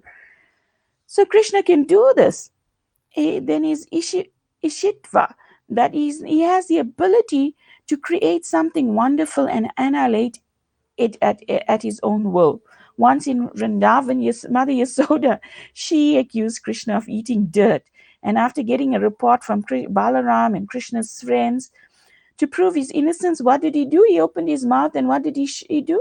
He created something wonderful. He showed her the entire planets, herself looking into Krishna's mouth. She became so bewildered. That's Krishna's mystic power. Then Krishna has the other mystic power called the fulfillment of desires, prakamya. So his father one time, and all of the cowherd men of Vrindavan, they were sitting with Krishna, and Krishna revealed the vast spiritual sky to them. He took all of the gopas to Akrura Ghat to bathe, and upon entering the water one time, they immediately saw Krishna Loka and Krishna himself surrounded by the Vedas personified, chanting prayers coming out of the water. And the cowherd men, they were thinking, Krishna sitting peaceful here with a gentle smile on his face. But when we went into the water, this is what we saw. And they became so bewildered. So, Krishna can do these things. Then it's Vasitva. He has the power to control all material elements and perform miracles. Like, the torrents of rain that Indra sent, they couldn't affect the residents of Vrindavan. Krishna used his Yogamaya Shakti. He removed all the rains from the sky. Then he ran from the porch of his house to Govardhan hill without getting a drop of water on his turban or his garments. He didn't even need an umbrella. Krishna's rain was unable to even wet him before he could go and pick up Govardhan hill. And then Krishna is known as Kama Vashayita. He has this power to attain anything from anywhere to the highest possible limit. With one of these siddhis, he can acquire maximum powers to control or get unlimited enjoyment. He controls every moving and non-moving entity all over in all of the planets. Just by a mere glance or a flick of his wrist, Krishna can dominate and defeat the most sophisticated of mystic yogis. Krishna enjoys the highest limit of pleasures, right? Simply by having all of these mystic perfections. That's what a great person he is. He has in then 56. Krishna has inconceivable potencies. Prabhupada writes, Krishna is present everywhere, not only within within the universe, not only within the hearts of all living entities, but also within every atom. You know the prayer? Bahir Nishingo, Ridaye Nishingo is inside the pillar, is outside the pillar, it's within our hearts. In the prayers of Queen Kunti, we find mention of this inconceivable potency of Krishna. While Krishna was talking with Kunti, he simultaneously entered the home of Uttara, who was in danger due to the atomic weapon of Ashwatthama. Krishna can illusion even Lord Brahma and Lord Shiva, and he can protect all surrendered devotees from the reactions of sinful activities. These are some of the examples of his inconceivable potencies. It's not that, okay, he's busy with this devotee, he won't be able to attend to me, I'm further down the line, therefore it's my misfortune. No, das and a das and a das and a das, and still Krishna will give you full attention, right? That's what a personality he has, possessing inconceivable potencies to please all of his devotees at all times. uh, is far, is near. When he plays his flute, the rocks and mountains melt, rivers of liquid and minerals wash over his lotus feet. Yamuna changes the course, flows backwards. We hear about this from the Krishna book. That solid objects, they turn into liquid, and liquid objects, they turn into solid. The birds sipping water from the lakes, they get the beak stuck. Whether the water freezes solid from the influence of Krishna's flute song. Sukadev Goswami has described the inconceivable potencies of Krishna, that Krishna's bewildering intelligence, Krishna, although he's unborn, he has appeared as a son of Nanda Maharaj. He's all pervading, but still he's held on Mother Yasoda's lap. In spite of him being all pervasive, he's become limited by the love of Yasoda's rope. Although his innumerable forms, still moving as one Krishna before his father and mother and Nanda and Yasoda. How magnanimous is that Krishna, that his body can generate all of these universes. He generates, so many universes. In the 10th canto, it's explained by Lord Brahma. Now, who is Brahma? Brahma is a secondary creator. He says, my Lord, false ego, intelligence, mind, sky, air, fire, water, ether, earth, and the material ingredients of this universe, which can be compared to a gigantic pot. Where they're coming from? In that gigantic pot, my body is of insignificant measurement.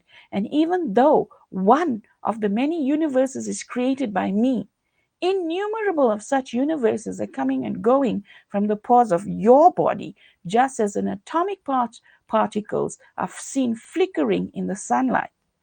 I think I'm very, very insignificant before you, and I'm therefore begging your pardon. Please be merciful toward me. So Krishna, he has it's like, the Upanishads explain, when and the original candle lights up all the other candles, it doesn't become diminished in value. So even though here Brahma is saying in his prayer, Krishna is generating universes, they're as insignificant as atoms that are coming and going coming out of his body and going into his body. Then Krishna's 58th quality, the original source of all incarnations. So Jaidev Goswami has composed that nice song, that ends in Jai Jagadish Hare. We sing it in the Nishingadev pranams. Jaidev Goswami in his Git Govinda has sung the following. The Lord has saved the Vedas in his form as a fish. He has borne the whole universe on his back in the form of a tortoise. He has picked up this earthly planet from the water in the form of a boar. He has killed Hiranyakashipu in the form of Nishinga. He's cheated Bali Maharaj in the form of Vamana. He's annihilated all the dynasties of the Kshatriyas in the form of Parasuram. He has killed all the demons in the form of Lord Ram. He has accepted the great plow in the form of Balaram. He has annihilated all the atheistic persons in the form of Kalki.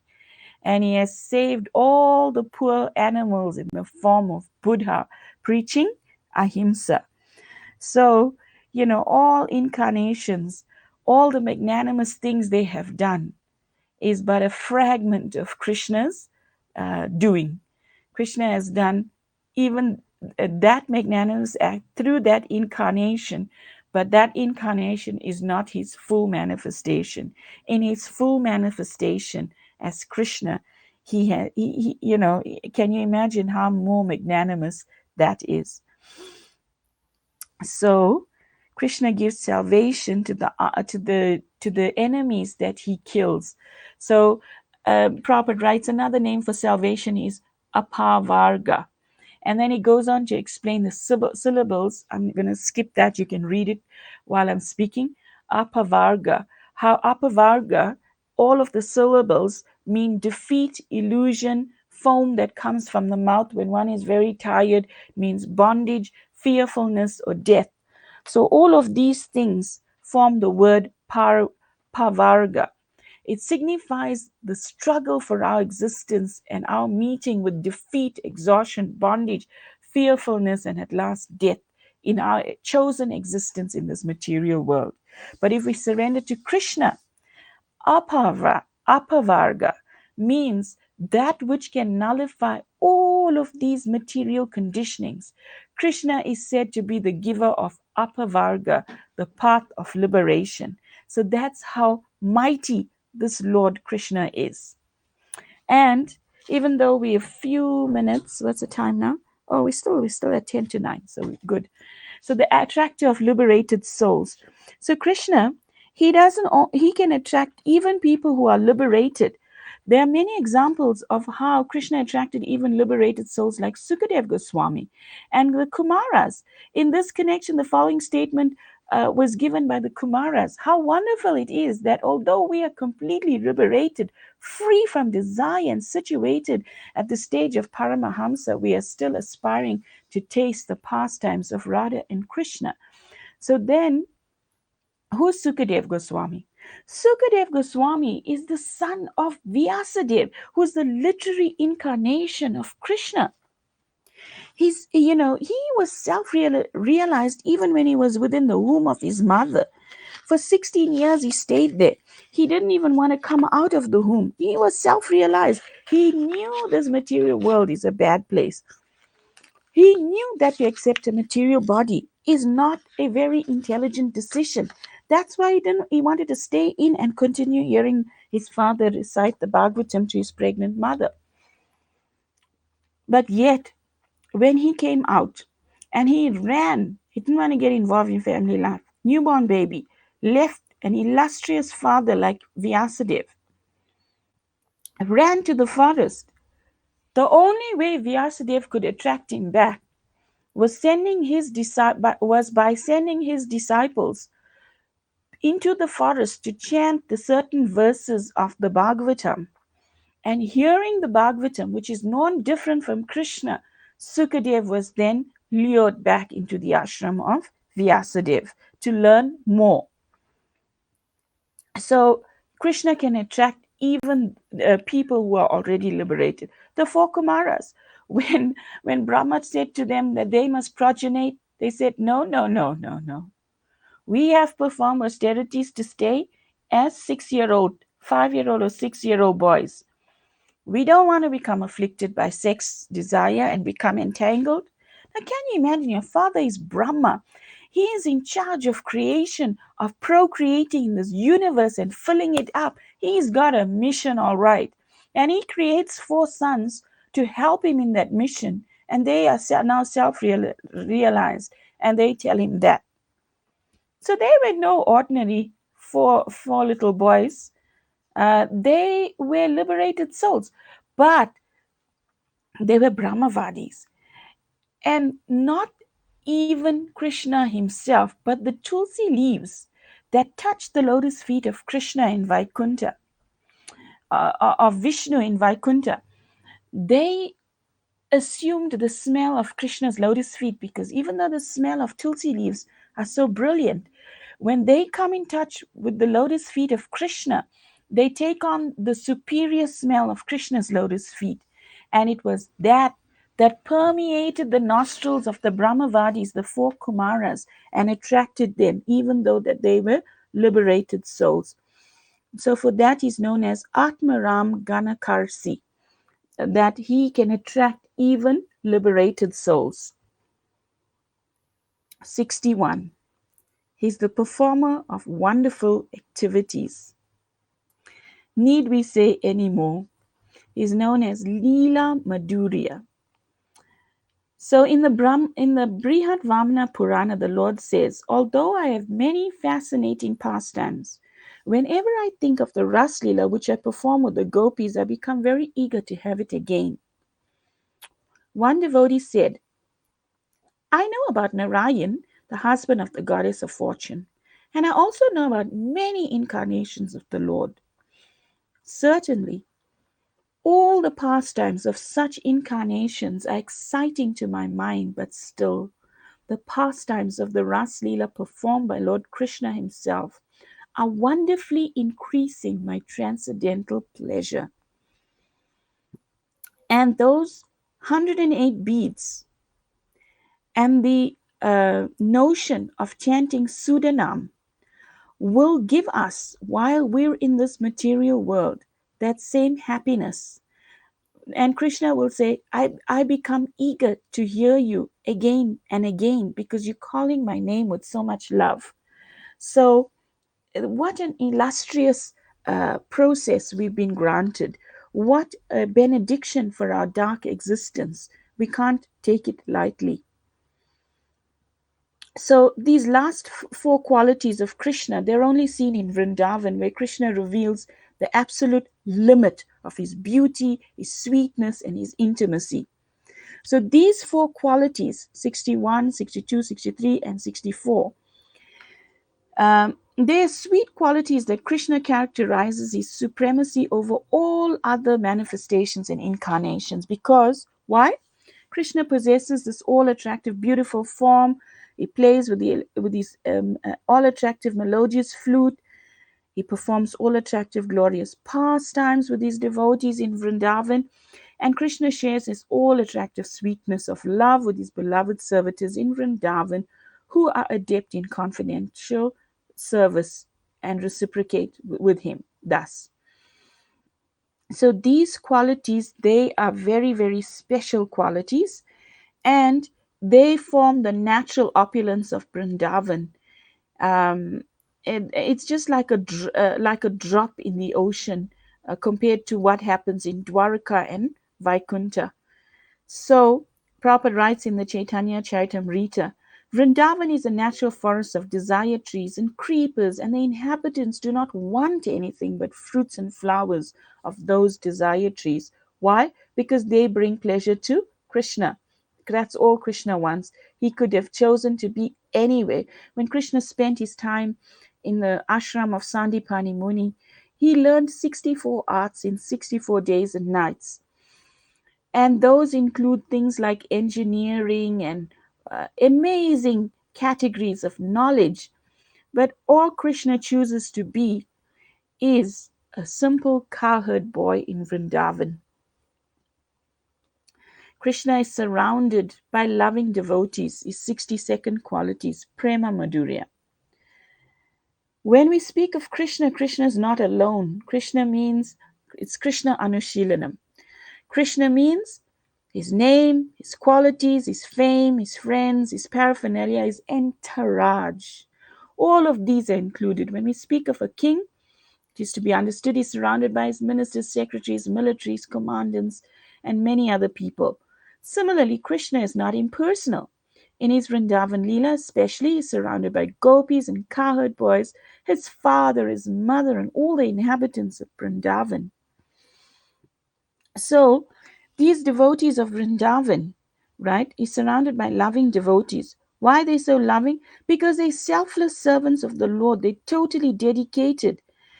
But Krishna's, the Vrajavasis, they are superior. Why? Because more than just being selfless, they are self-forgetful. Can you believe that? I mean, it's taking it to a completely another level. They're not just selfless, but they're self-forgetful. So the Vrajavasis, they become so absorbed in Krishna's happiness in every possible way that they completely forget about themselves.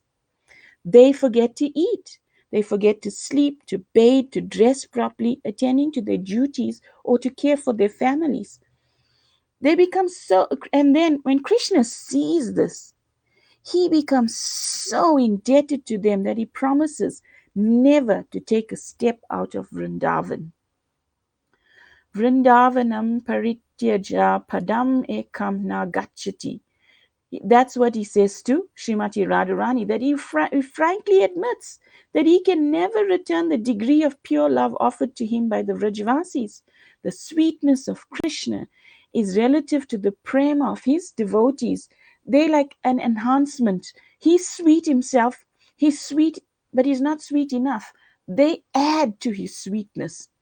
The prema of Yasoda Mai makes the all powerful and all pervading Krishna allow himself to be tied by her. The prema of Nanda makes Krishna carry his shoes on his head.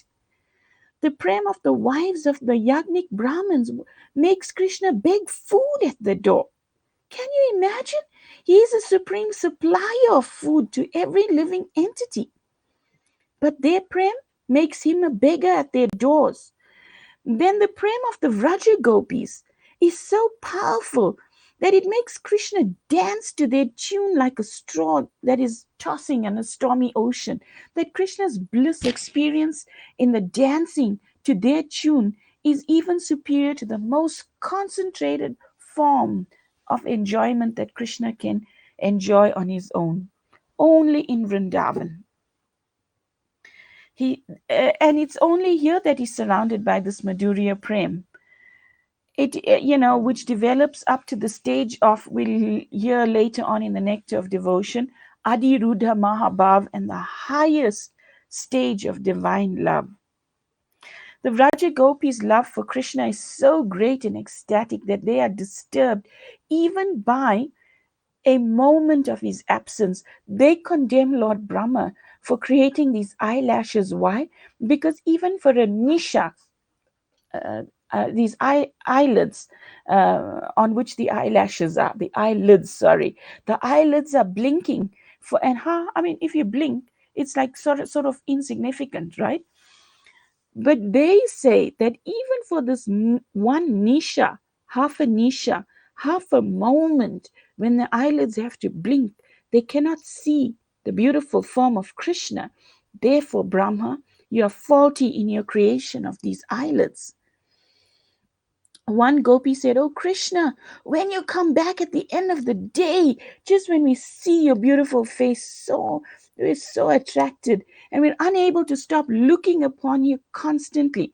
When Krishna walks, his body is laden with dust, his hair has reddish tints of the dust of Vrindavan. They can't stop looking at him. He looks so beautiful, even in that condition. Prabhupada writes, in other words, the gopis were disturbed by blinking of their eyes because of the moment that their eyes were closed, they couldn't see Krishna. So, who could be surrounded by people who love him so much other than Krishna? He can stir that love out from our heart like no other. Krishna's all attractive flute. In the 10th canto, 35th chapter, verses 14 to 15 of the Bhagavatam, the gopis tell Mother Yasoda, when your son plays on his flute, Lord Shiva, Lord Brahma, and Indra, although they are supposed to be the greatest learned scholars and personalities, all become bewildered. Although they are all very great personalities, simply by hearing the sound of Krishna's flute, they humbly bow down and become grave from studying the sound vibrated. So in the Lagu Bhagavatam Rita, there's an explanation that even one iota, how big is an iota? A iota is a very small, insignificant part. Even one iota, they describe, of indescribable sweetness of Krishna's flute is superior to all of the other sounds of sweetness in existence. So, can you imagine if one iota of sound of Krishna's flute surpasses the sweetness of anything else you may think is sweet and that you should hear, and you're attached to hearing here? Can you imagine hearing the completeness of this beautiful sound emanating from Krishna's flute? It's explained that every Brijbasi, whether it's a gopa or a gopi, bird, beast, tree or plant, a river or mountain, loves this nectarian sound of Krishna's flute. Each one responds to the music with his own expression of ecstasy. For example, in Vrindavan, the rocks melt and flow. Moving entities become still. The cow will stand motionless to catch the sweet sound with an upraised ear, which is like a vessel. You see the cow's ears, they're like a huge vessel. And the birds, they just, they're always making noise, right? That's what birds do. When they hear Krishna's flute, they just perch silently, eyes closed in rapt meditation, because any sound they make, however sweet their chirping, is nothing in comparison to his flute. The deer, they become so entranced by these waves of sound of nectar that comes from Krishna's flute that they prance forward to stand beside Krishna. That's why you find when Krishna stands, there's always the deer there, because they're so attracted to the flute of Krishna's flute playing. Upon hearing their names cleverly blended in the ragas of Krishna's flute, the gopis drop everything and run to their romantic hero. When he blows his flute and he wants to attract a certain class of gopis, only they will be able to hear that sound. His flute can do amazing things. It is the most attractive asset that anyone could desire to have, the flute sound of Krishna. He vibrates it in 8 different tunes, in actual fact. When Krishna starts to vibrate his flute, Lord Shiva stops playing his din din drum. Brahma sits in astonishment on his lotus flower. Ananta he becomes like hypnotized. And he's supposed to be holding all the universes, but then he can't stand still. He starts to sway because this music, it just it makes him sway. The second tune, when Krishna plays the second tune on his flute, the Yamuna river flows backward. She becomes so ecstatic. The moon will stop moving when it hears the third tune. So if Krishna wants the night extended to give pleasure to his devotees, he plays the third note and the moon will stop moving. The cows, they run up to Krishna and stand motionless with their ears up, you know, trying to drink this tune when he plays that fourth note. Then the fifth note, it brings the gopis madly running, because the fifth note of Krishna's flute, this is now really meant for the gopis. When he plays that, they all leave everything they're doing. Sometimes they become so bewildered by this that the earrings, instead of being placed on their ears, they place it on their toes. They place their bangles on their ears. They dress in complete disarray. Some of them, Prabhupada writes in the Krishna book, they stop applying the mascara. It's half applied to one eye, and they run this fifth note of this. Some of them, it's explained by our acharyas, they'll be serving their family members, half putting dishing the sabji half, and before they could even follow the preparation that comes after the sabji, they hear that fifth note, they leave everything and they run. So this, then Krishna plays the sixth tune. Now the sixth tune, when he plays on his flute, it creates autumn. And it's in autumn, there'll be juicy fruits and rich foliage, stones will be melting. This fifth note, the sixth note of Krishna's flute does that. Then he plays the seventh note, And the seventh note instantly it brings all six seasons manifesting their full splendor with gentle breezes, perfumed aroma of fresh flowers. He's in complete control of the seasons by playing just that flute of his. Then the eighth note is the seductive flute takes the name of Radha. It steals all her self-control, that even though if she's in man or she's trying to be upset with Krishna, she will simply give up everything and she will run towards him. So, the 64th quality of this supremely attractive personality of Godhead that brings the conclusion to this 22nd chapter. Rupa Goswami says in Lalita Madhava, one day Krishna happened to see the shadow of his beautiful form reflected on the jeweled Krishna's exquisite beauty is the 64th quality. Upon seeing this bodily reflection, he expressed his feelings.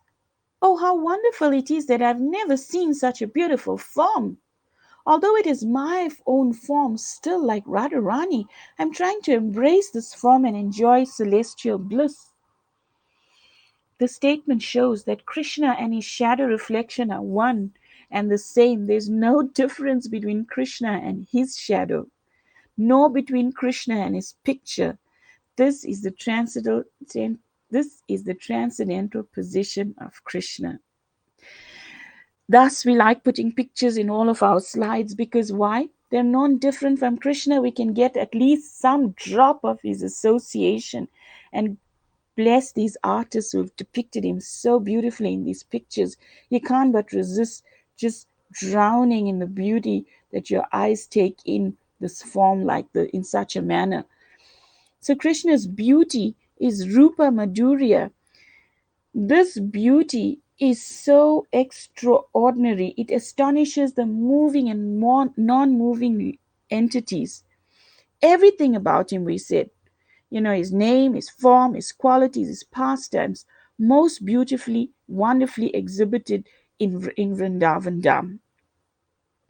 So it's explained when he dresses up, his gorgeous body. Radharani explained, we were speaking of before, that how the eight lotus parts of his body, now when they're giving off this beautiful scent, which has already mesmerized the sense of the nose. Now this gorgeous body of Krishna, when he dresses up, he places the flowers strategically behind this ear, the peacock feather behind that ear, and the curls of his hair, tickling his cheeks in one direction. When the devotees behold this in Vrindavan, it's like a total festival for their eyes. It's explained that the gopis, they fall even deeper in love with him, and they can see his form in anything before his eyes, because once you see his form, you start seeing it in everything. You see something dark, you see the kadamba tree, and you see the tamal tree that's dark, and you think, oh, is this Sham? Radharani sees the bumblebee and she thinks this is a messenger of Sham. So everything then becomes part of Krishna, because once you see him, you cannot see anything else. You see him in every other thing. What a wonderful state of existence that must be. The special feature of Krishna's beauty is that we heard is Nava Yovana, that it increases in proportion to the sweetness of the love of his devotee. So the more love you show him, the more lovingly he appears. And he attracts you even more and more and more. When he associates with Srimati Radharani, therefore, he is the most attractive Madan Mohan form. Next to Srimati Radharani, that form, Prabhupada says, Krishna's form with Radharani standing to his left side is the supremely beautiful form. So, may everybody become completely and fully enchanted by this subduer of Cupid, Kamadev, Sri Krishna, and no longer become attracted to any other thing in the material world. So, thus, we end this chapter of the 64 transcendental qualities of Krishna, of Bhakti Rasamrita Sindhu, and as that Krishna has unlimited forms, Ananta Rupa, Ananta Guyam. So, these transcendental qualities, as we said in the beginning, they're compared to an ocean, and this ocean, similarly, by hearing this brief description of Krishna's qualities, one can gain some understanding of the Lord's true transcendental identity. So, Lord Brahma said that someday the scientists may be able to count all the planets in the sky. Every now and then they tell us they discovered a new planet. Or even they may be able to estimate how many atoms are there within the universe, but they will be unable to count the number of qualities in Sri Krishna's reality of his beauty. That's how vast Krishna's qualities are. So, Vidura Prabhu has very nicely stayed awake in Mauritius, 3 hours ahead of me here in South Africa, I think. And he wants to know, is there any relationship between chanting the 64 rounds and the 64 qualities of Krishna? Well, the chanting of Hare Krishna, many things can happen on the higher levels. When one chants, one acharya says, every bead you chant on, as you roll the bead, your finger is like it's massaging the lotus toe of Krishna. So imagine if you chant with that mentality, the ecstasy may not be able to be contained in this body. And if you meditate with each round, if you're meditating, you become absorbed in each one of these 60 quality and you do 64 rounds. Can you imagine the ecstasy you will feel after that? Maybe the bhav that you've come to will lead to such prem that you can't be controlled in this body, that you'll just leave and get a spiritual body. So, do you have any comment on this? So the answer is no, there is no relationship. But uh, the more we chant the holy name, as Prabhupada says initially, attentively, that means one minded attention to chant Hare Krishna, Krishna Krishna, Hare Hare, Hare Rama, Rama Rama, Hare Hare. And by hearing attentively, what will happen is we are associating consciously, attentively, respectfully, and Prabhupada says not neglectful, we associate with the holy name. And the holy name will reveal the form of Krishna. So the descriptions that we have now briefly covered, that revelation will manifest by the mercy of the holy name, and we will see, we will have the revelation of the holy name. We'll actually have full realization of that form of Krishna. Then the holy name will reveal the guna, the qualities of Krishna. And that's when now when you're chanting Hare Krishna, 1 round, 2 rounds, 64 rounds, doesn't matter, because the holy name has revealed Krishna's form, Krishna's qualities. All you can do is chant his names and think of the qualities of Krishna. Think of this great personality. That will constantly flow. It will, just like honey. When you take honey out of a bottle, then the honey, it doesn't break. It doesn't have any stop. It doesn't stop. It's basically continuous flow. So like that, the guna, the qualities, and then finally the holy name will reveal the pastimes of Krishna. So the relationship is not that when we're chanting, we have to think of the qualities of Krishna. There's no harm in thinking of the qualities of Krishna, especially if they come naturally. But for maximum uh, impact, for the holy name to reveal the form, the qualities, the pastimes, we want to try to chant attentively and let the holy name reveal these forms and qualities. And then when we're chanting, naturally we will think, Prabhupada in one purport said, When we're chanting, we think of the words of Krishna on a Bhagavad, on the battlefield of Kurukshetra that he spoke. We think of the pastimes, we think of the qualities. We practically cannot stop thinking of Krishna. So that's the relationship. Let the holy name reveal, and then we'll be able to think of these qualities non-stop. So it doesn't stop at 64 rounds. That's why Namacharya Haridas Thakur, he chanted way more than 64 rounds. Many of our charyas chanted way more than 64 rounds. Why? Because just as, for example, when I say Vidura Prabhu, I am thinking of the person Vidura Prabhu that I know of. A gentle, saintly devotee who's always facilitating others, who's always busying his whole life trying to find a way to serve the other people. So when I say the name Vidura in reference to you, I'm thinking of your qualities. So when we become saturated with prem for Krishna, when we when we say the word Krishna, what Krishna is that? Which Krishna is that? He's my Krishna. He's my Krishna who is all of these 64 and more qualities, the embodiment of all of it. So it will become non-different. You can't utter the word Krishna without all of this being awakened in you. So I don't know if that gives you some idea. Is that okay, Prabhu? Is there any other question or comment? We like to thank all the other devotees for joining via the link today, and we hope we could be of increased service to you. So for today, if there's no further questions or comments, we thank you very much for staying with us um, through this evening and diving into this ocean of nectar of Krishna's qualities. Please forgive us that with our limitations, we couldn't fully glorify Krishna's qualities, but our humble attempts are what we could offer for you today.